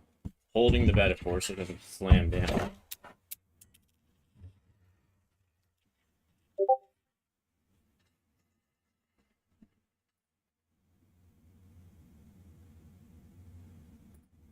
Cool. All right, so when we use our alignment tool here, this is what we've got. Okay, I'm looking at the right side, but it's farther from the camera, so we're going to turn it. And to use this tool, okay, so Chip, if I'm using this and the feet are here, is that going to mess us up? Or did you? No, of course you thought about that. Of course you thought about that. You think of everything.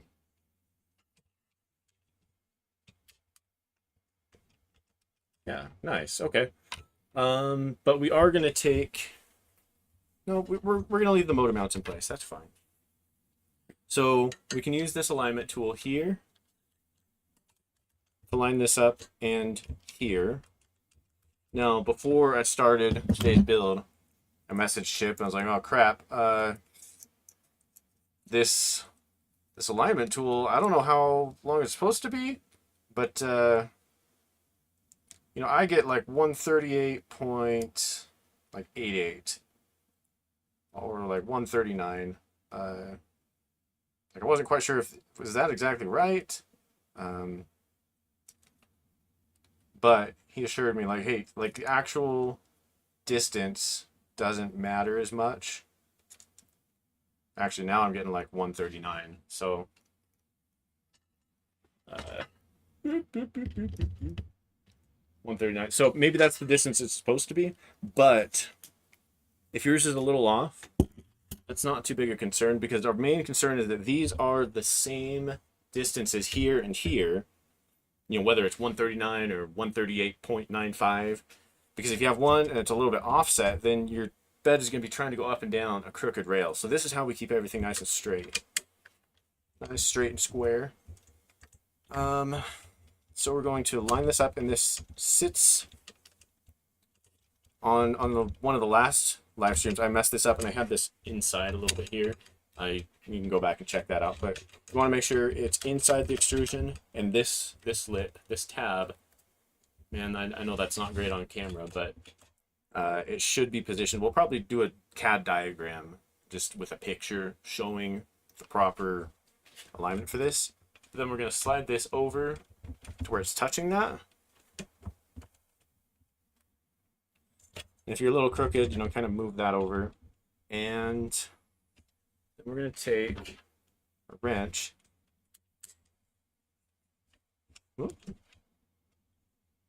And I'm going to put some pressure towards the inside of the frame so that because this still wiggles a little bit, and you want to keep it flush. And we're going to tighten nice and slow. Bring out the business end. Okay, so that's locked in place. This doesn't have anything in there yet, so we're going to take, I should probably loosen these up while I'm at it too, so that I'm not bending anything out of whack.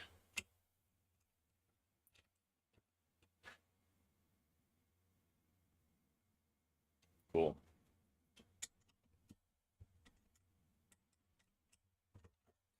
So we have a little bit of movement, so we're not going to bind our rails up. That's great. Beverage break.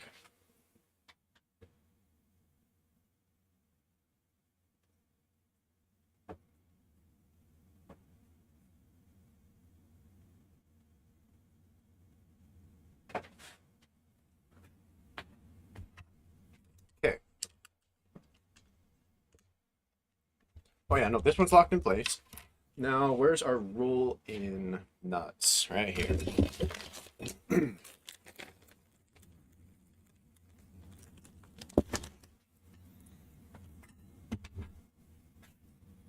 So, I'm going to kind of end up repeating myself again, but one sec.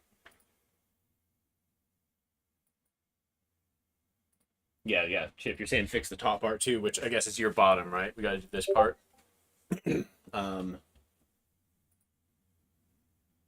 Yeah, okay. So the roll-in T-nuts, we talked about it before, but if you put them in like this, one sec, like this, those holes might be spaced out too far apart, and you can't move them any closer than that. So do pay attention. I mean, it's an easy fix, but I always like to put them in like so you have a little bit more room to spread them out without, you have more range of motion. Of course, unless you're up against like a part on this side, and you don't have enough room, but you do have a couple different options with these. But these are probably my favorite type of fasteners or T-nuts or nuts to use, because they provide a good contact and they stay in place and they don't fall out. If you can see from the top, you can line it up just perfect. But I don't know, man. Just figure out what works for you and try to enjoy your build.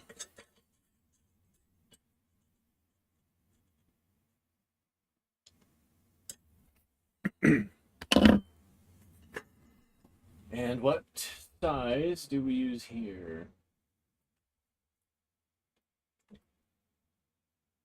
Man, I'm all turned around now.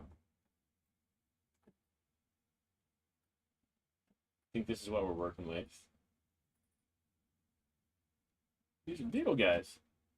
And 5x16s. Is that what we used on the bottom? Have we used those before? Just curious. Yeah, that's what I thought. In 5x20s. Okay. Yeah, because these are a little thinner. Okay, so we need to pull out the fastener kit.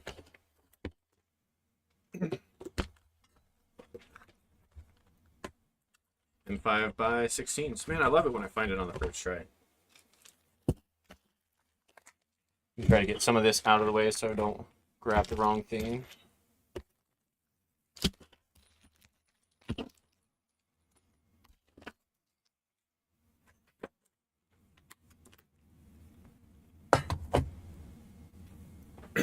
got our washers, or spacers. Ever since I've watched Ivan Miranda's channel, he goes, spacers! I can't stop calling them spacers. I mean, I know spacers is like the proper term, but I've just called them washers for so long. That's what I heard him called as a kid. First time I heard spacer, I'm like, spacer? What are you talking about? But Ivan Miranda, man, he's got a great channel. Dude's insane, but brilliant. If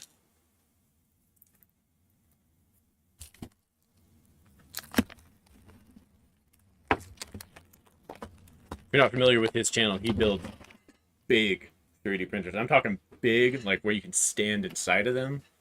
Big 3D printers. Definitely check that channel out if you're into taking things to unrealistic extremes. It's crazy.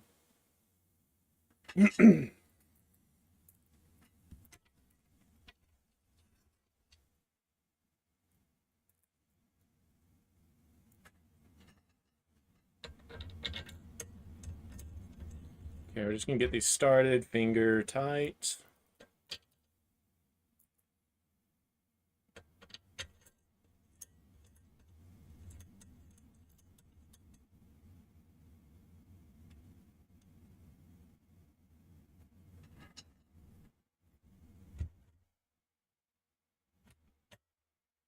Hold up, guys. Did I put my bed in upside down?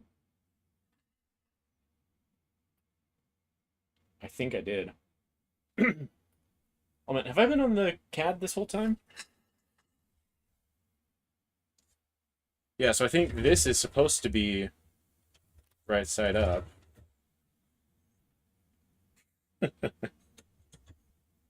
Yep. Told you guys, if I mess up again, it's on you.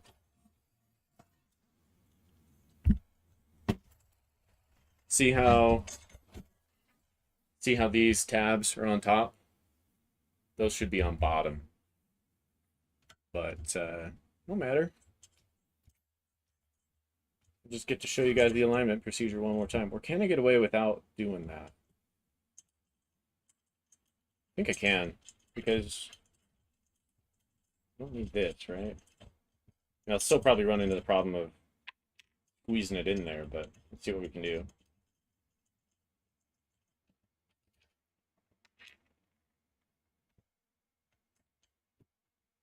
No, that tolerance is just a little too tight.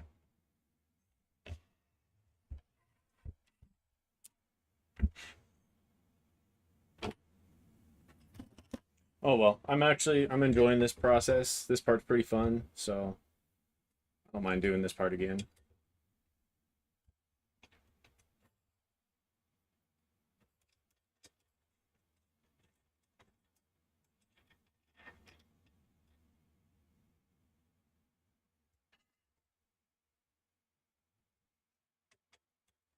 We can fix what later, Chip? Were you talking about the orientation of the bed? I mean, I'd like to just fix it right now. Or is it something else he said we could fix later?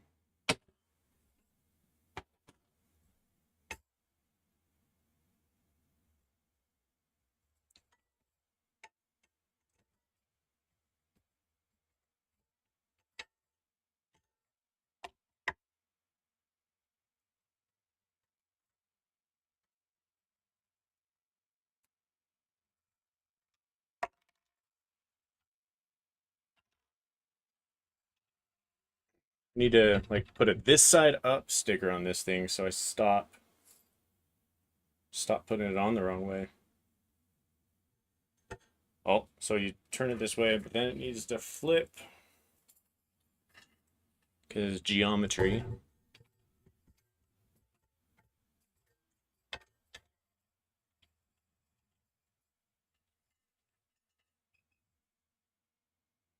Oh yeah, no, the whole bed was upside down. Woo! That rod was trying to take off, pulling a hot rod on me.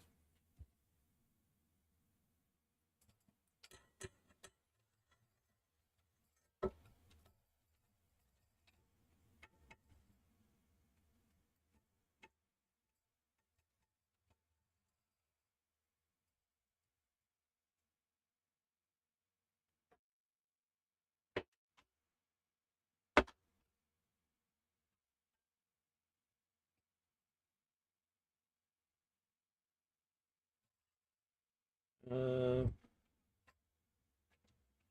does that look backwards then?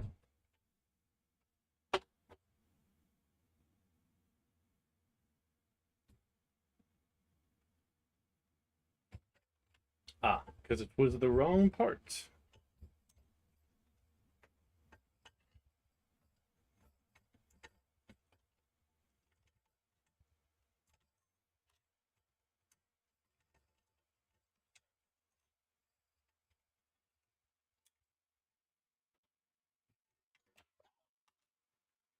There she blows.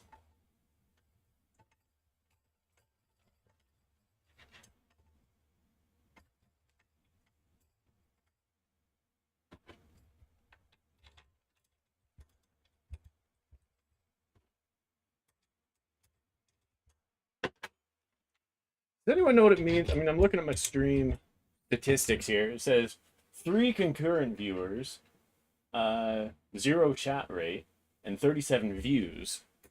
But I know there's more than 3 of you in chat there. I mean, at least I assume so. But it's been stuck at 3 for a while. But 37 views, I would assume means like the total number of people that have dropped in and left at some point. But it's the highest number we've had on this, so it's pretty cool.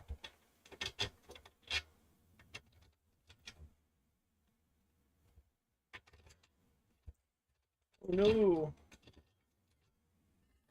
Oh, he fell down. Get back up there.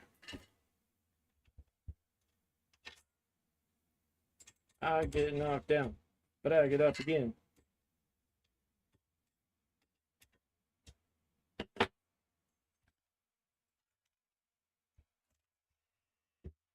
Okay. Back in business, I do believe. Right side up this time.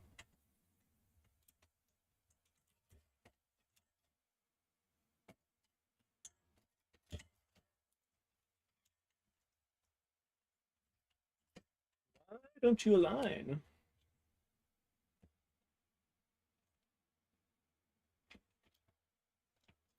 Oh, because that's just loosey-goosey, and it can...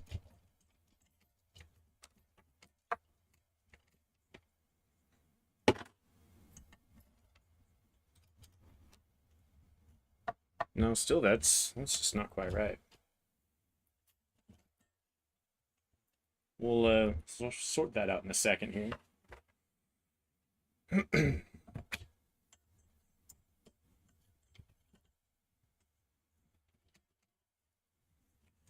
That's just like, get in there.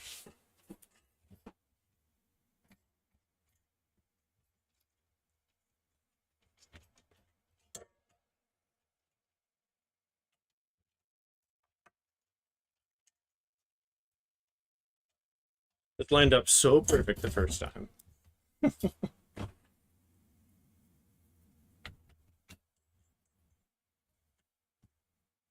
Yeah, we'll figure that out. Let's turn it upside down.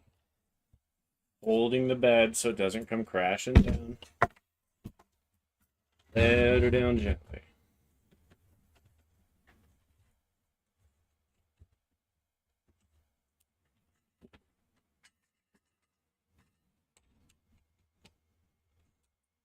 Loosen this stuff up.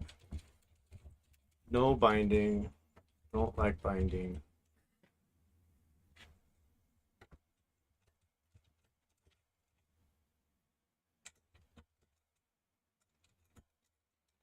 Okay, so we're all nice and loose on the bottom, which is now the top that we're looking at.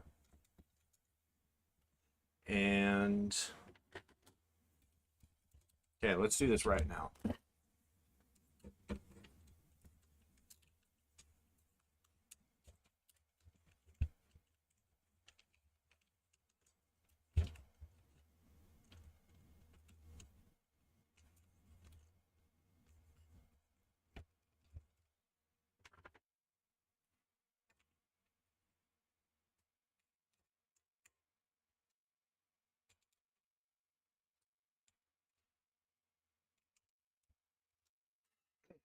That side. Now we're going to do the top, which is our bottom, looking at it now. All right. Yeah.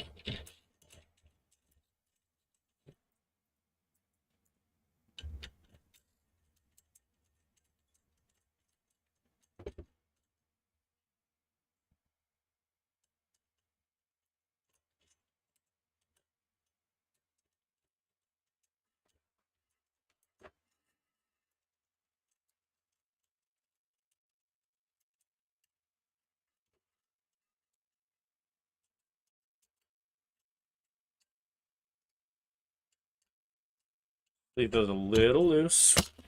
Grab our alignment tool. Oh man, I just realized this second camera is just totally not catching anything worthwhile right now.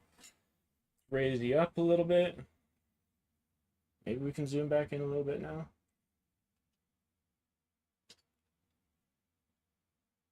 Yeah, let's try that out. Okay. Alignment tool. And we're gonna see if we can move this around a little bit. And we're just gonna push it in right there.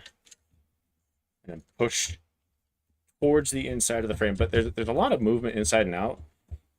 So Chip, I'm wondering, I've been pushing outward, but I'm wondering if I should push inward, or I've been pushing into the frame, but the alignment tab on the back here, probably better to push against the extrusion.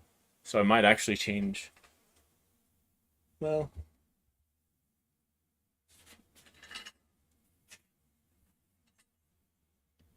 on your guide, did you recommend doing the bottom or the top first? Because like this one doesn't have any alignment tabs. This one probably would have been better to do first.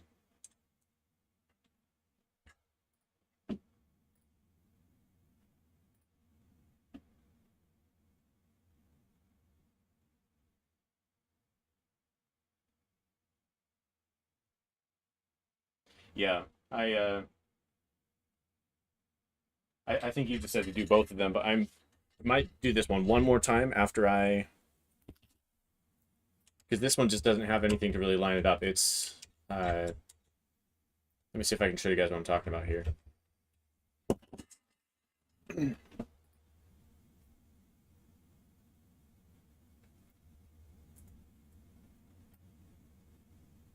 So I started with the bottom here. If you look, there's nothing really aligning that, so it's kind of floating. If that makes sense. Sorry, I hope you guys can still hear me all the way over here. So I set this first, but I think it's gonna be better to do this one up here. And you know, we use our spacer to make sure it's aligned left and right the right way. But I was pushing inward, or yeah, inward on this. But this tab right here is going to help us. So if we push it inward, that's going to push against the extrusion, and it's going to keep it more square. So that's what we're going to do. We're going to do it that way. Unless if you have any other recommendation. So, boop, back over here.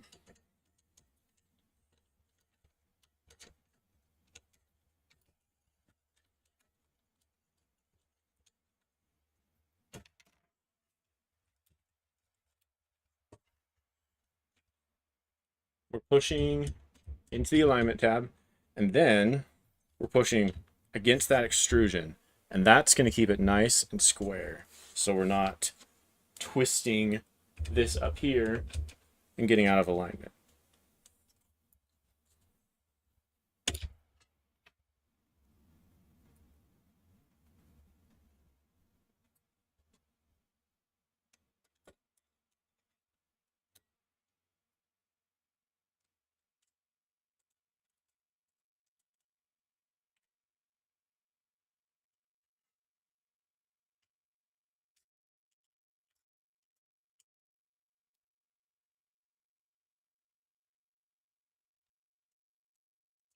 These are M5s, so you can put a little more torque on these. Don't have a torque wrench, but don't want to crank on them, but get them nice and tight. Okay, so now that's locked in. Now this one, it's going to be a little more, again, like up and down, but we're just going to have it go. We're just really going to try to not fight it, but get it into position against our alignment tool. And then I'm starting to wonder if I should have tightened this down first, but it's actually wanting to twist a little bit. I wonder if that's because of what I've got going on over here. Loosen this up.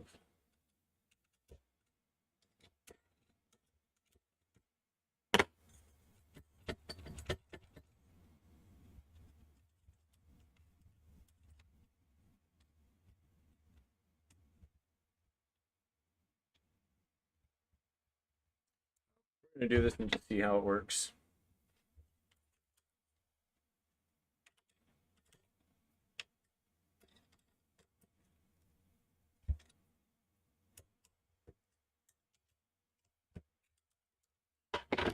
That move up and down. That's for now. We're gonna get it going here, and during alignment, sometimes you have to loosen things back up, run it up and down, do it again. It's kind of part of the process.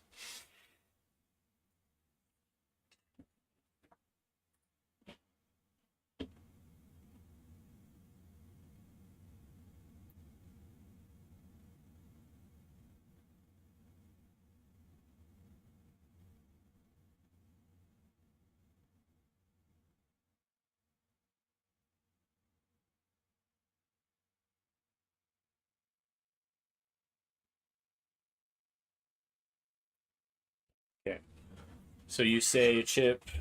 Looks like we could push it to the lowest position. I assume that means lowest proper if it was in the right position. So to us, that would be the highest position, I believe. And then that should set our, you say the bottom left, which if we're looking at the printer,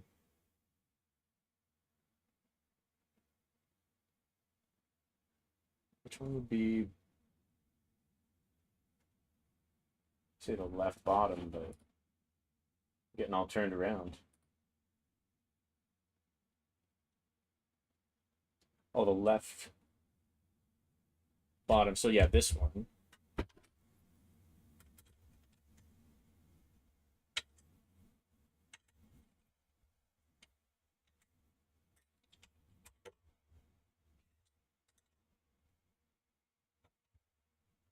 Then we're going to go to the bottom and get our roll-in T-nuts here.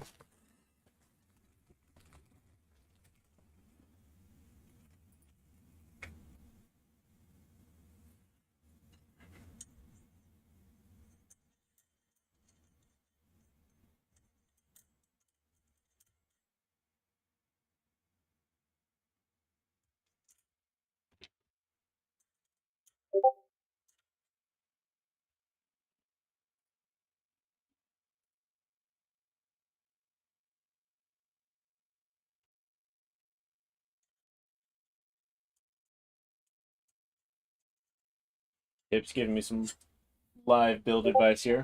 We'll let him finish typing.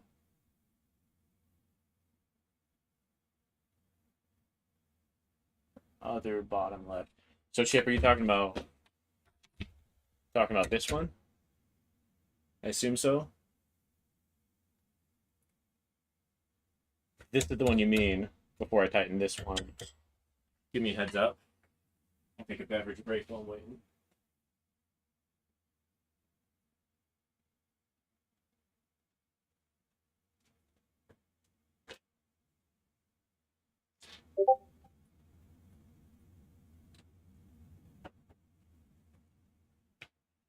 Confirmed.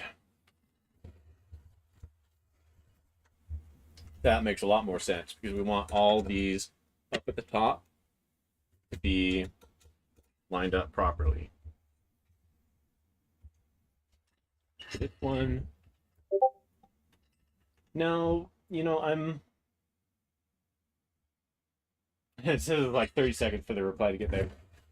Starting to wonder, Chip, since these ones have the alignment tabs, starting to think we should do these ones first and then raise it up and do these top ones.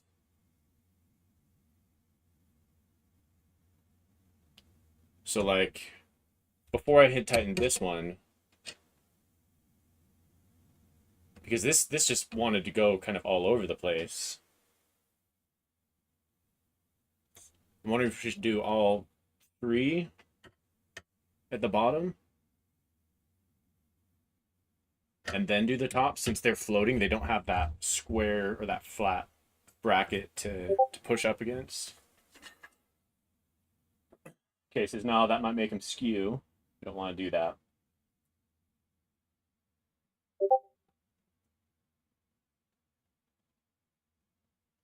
Okay. Ignore the tab on the top right.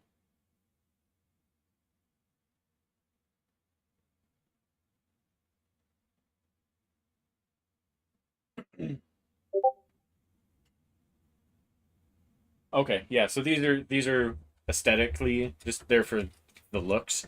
That makes a lot more sense because I was like, I mean, if we try to push that in, then you're really relying on this distance to be exactly perfect.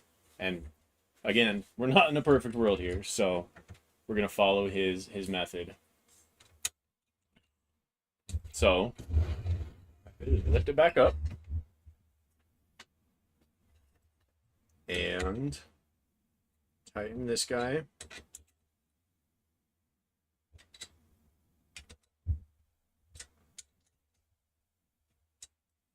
Now this I think on this side, this ended up kind of twisting as I tightened. So I'm going to do this one more time.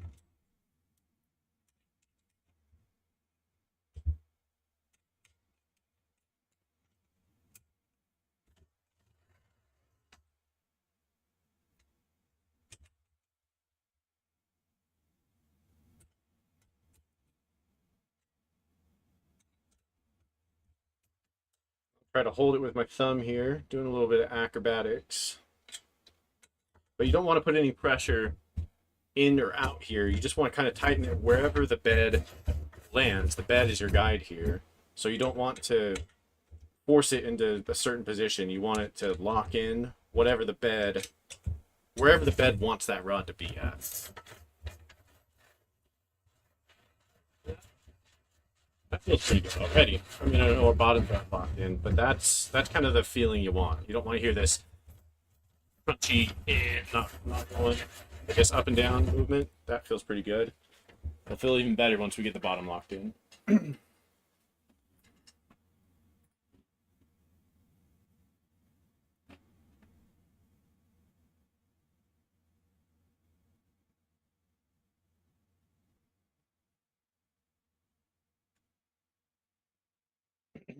Okay. So we did both of these. Now we're going to do both of the bottoms.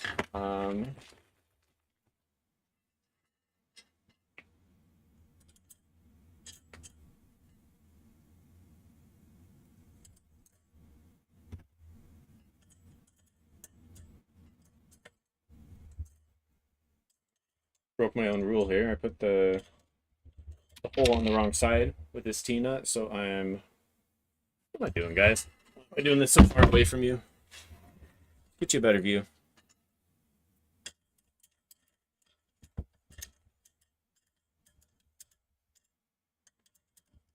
Oh man, getting these out can be sometimes a little weird. They've got a spring that keeps them locked in there. You know what? I'll as I gave up on it, it finally decided to come out for me.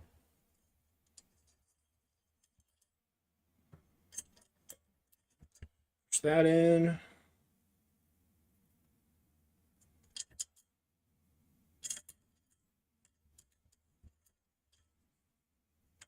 Once we get this bed locked in, I guess, yeah, we can. I don't know how long it'll take to do the motors and the palm nuts, but once this bed slides up and down, I'm gonna be happy for the night, I think.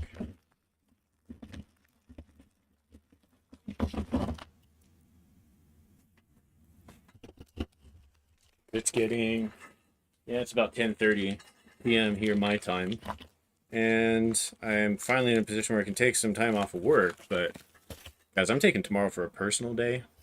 I might do a stream in the afternoon. I mean, I might be able to start my stream a little bit earlier, but I'm gonna take some time off and play some video games, chill out, self care. You know what I'm talking about. Gotta take the time to relax a little bit sometimes. Told you guys I've been playing Final Fantasy VII Rebirth, and it's been a lot of fun.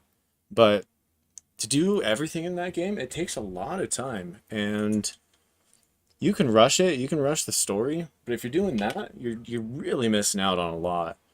And I'm really interested to see where the story goes and how they play out, some of the characters and their involvement. But so at times I get tempted to rush it, but I feel if I do that, I'm just going to be missing a lot of what the game has to offer. So I'm going to play some video games tomorrow, hang out, chill with the kids when they get home from school, and then we'll be back at building this tomorrow night.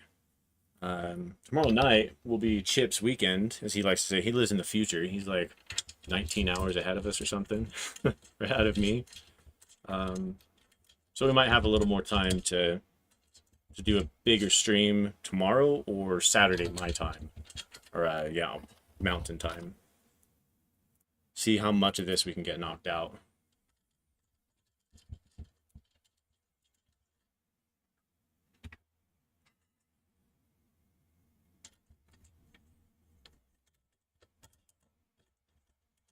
See that? I went to Titan and it was cross-threading. So I'm going to back it out, and you heard it click. Actually, I think it's just bound up.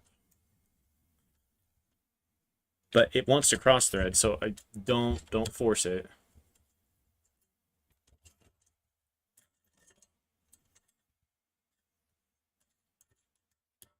Go backwards. There we go. That felt. Ah, no. Okay, there we go. Now that feels better. But yeah, whenever you feel like you're cross-threading, just turn backwards until you hear it click and seat in there. Man, now this one's not in. What the hell?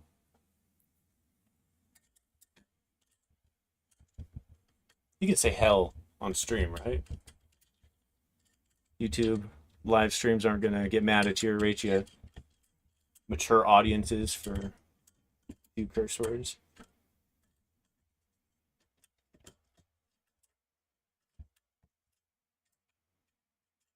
Isn't a YouTube Kids channel. Okay,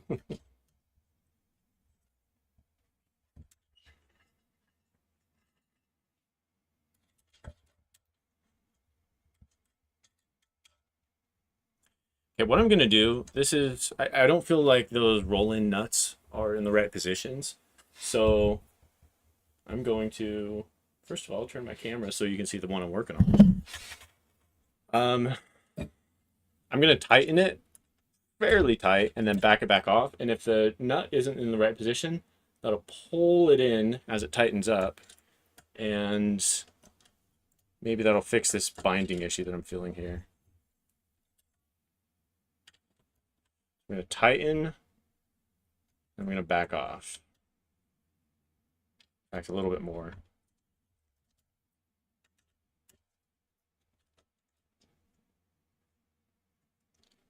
Still feels like it's binding a little bit. Same thing here. And then back off. Okay, so now, hopefully this feels a little bit better. Go up and down a little bit, make sure this is all in position.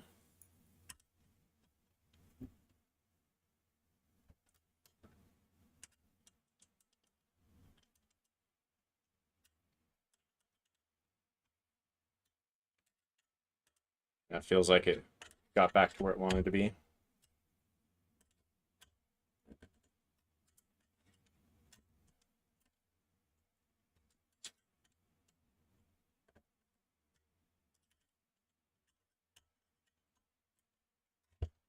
Uh-oh, that So I'm tightening, but then it started loosening again. So either it's finally getting into alignment, or am I using the wrong size stuff for this? Am I like pushing into the extrusion? Something's wrong. Something's not quite right.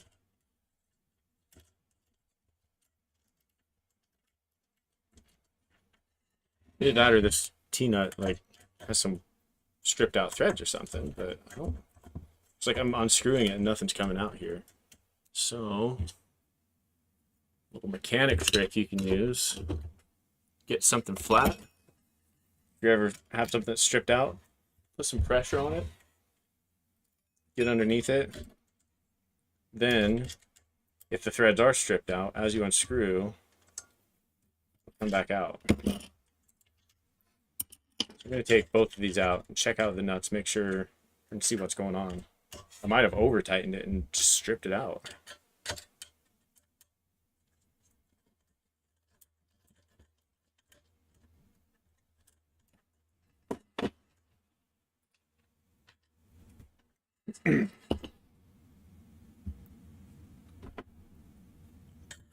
Push that all the way through. Check this out.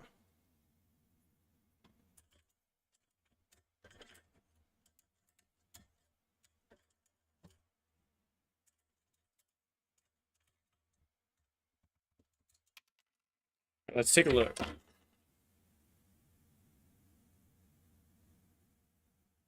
So they don't look too bad. I don't think they're stripped out or cross-threaded. What's up, what's down? I mean, a little gummed up, but check the other one.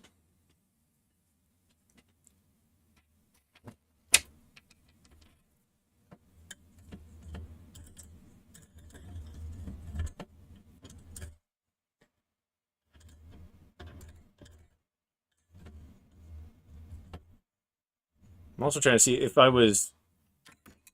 you're pushing into the extrusion, you'll be able to see that, but see that sits flush, and I don't think I'm hitting the extrusion, so that's really weird. I wonder why I was getting that. It would tighten, and then I mean, that's got to be some type of stripped out. I think I did strip out the T-nuts. It's just hard to see because as I put this in there, not sure if you can see, but I've got some metallic shreds there. Yeah, I don't know if that's going to focus for me.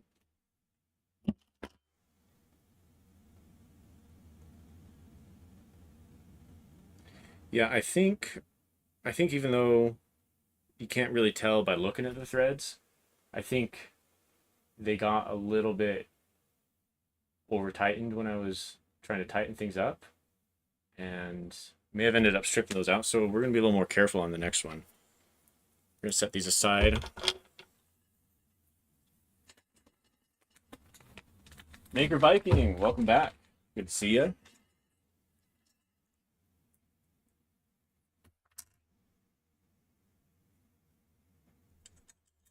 You know, I wonder if I messed it up, guys, when I was trying to use this to lock them in. So I guess if you are using this method, be careful.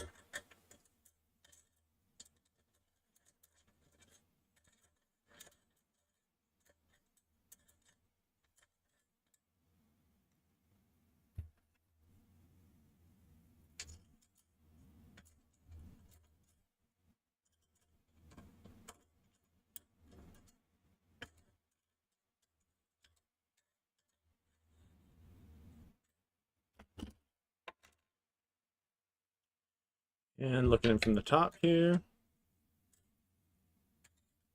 Get them lined up. You shouldn't have to crank on them to line them up like I was doing.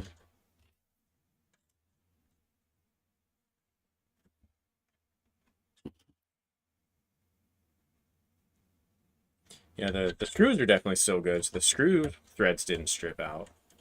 They're stronger than the fastener.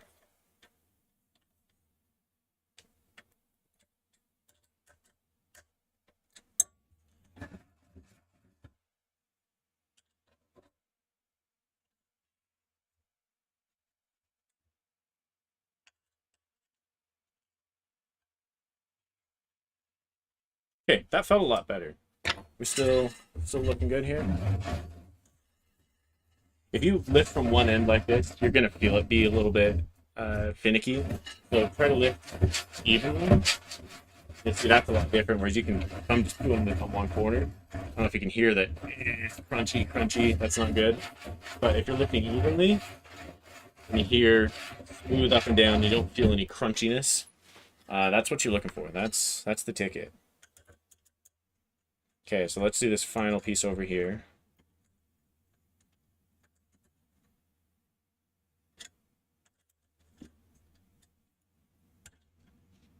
We're just going to do one more kind of up and down. And that sounds good. I'm getting excited.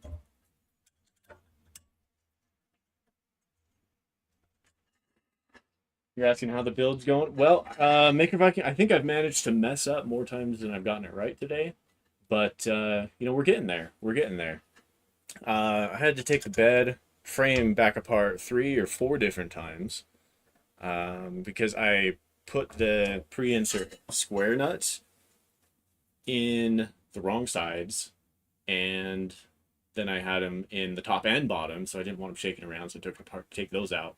Yeah, you have to go back and watch it. It's a little bit embarrassing, but hey man, when you're doing it live, everyone's gonna have some mistakes. I mean, not to say that I don't make mistakes when I'm off camera, but definitely when I'm on camera, I'm more susceptible to it. So yeah, guys, this good. Chip, what do you think?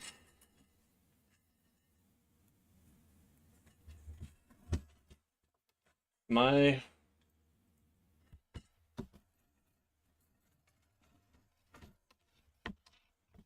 Let's turn this around. Is that about right? Again, if I do just one side, it sounds a little crunchy, but actually there is a little crunch like right there. But also I lost from the balls out of one of these bearings, so I'll have to go back and replace that, but I'm not going to bore you guys with that part. Yeah, no, it's pretty smooth as long as you're lifting evenly, but there's a little crunch right there. Right there. I just don't know if that's part of the bearing or what. Yeah, I think it is because I can feel it right there. So I think that's because I lost about 3 or 4 of the balls in that bearing. Luckily, I've got a few spares. And I think it was because I was inserting the rod sideways. By the way, guys, in this build, I just decided like I'm totally just not gonna acknowledge any of the phrasing or the the wrong sounding language. So, I mean, normally you might hear people joke about that a lot, but if I stopped to make a joke about every time I said balls or nuts or anything like that, we'd be here all day. So we're just not making those jokes during this build. Save that for another time and place. Great. So yeah, I think we're gonna install the motors next time, but that's the procedure. You can, you know, if you feel like you don't have this lined up quite right, you just do it over again. You undo the part that feels a little skewed, and you run it up and down a few times. You tighten it until it feels good again. I'm happy with this, even though there's a little bit of crunch right there. I bet if I replace this bearing, I bet it's going to be great. Tomorrow, we'll install the motors and the palm nuts, and we'll go from there. I mean, I guess after that, we'll be doing the XY axis. That's where it really starts to look like a real 3D printer. But yeah, thanks everyone for stopping by. I appreciate the patience while I fumbled through some of this. Catch you guys tomorrow. 8 p.m. Mountain Time, unless you hear otherwise.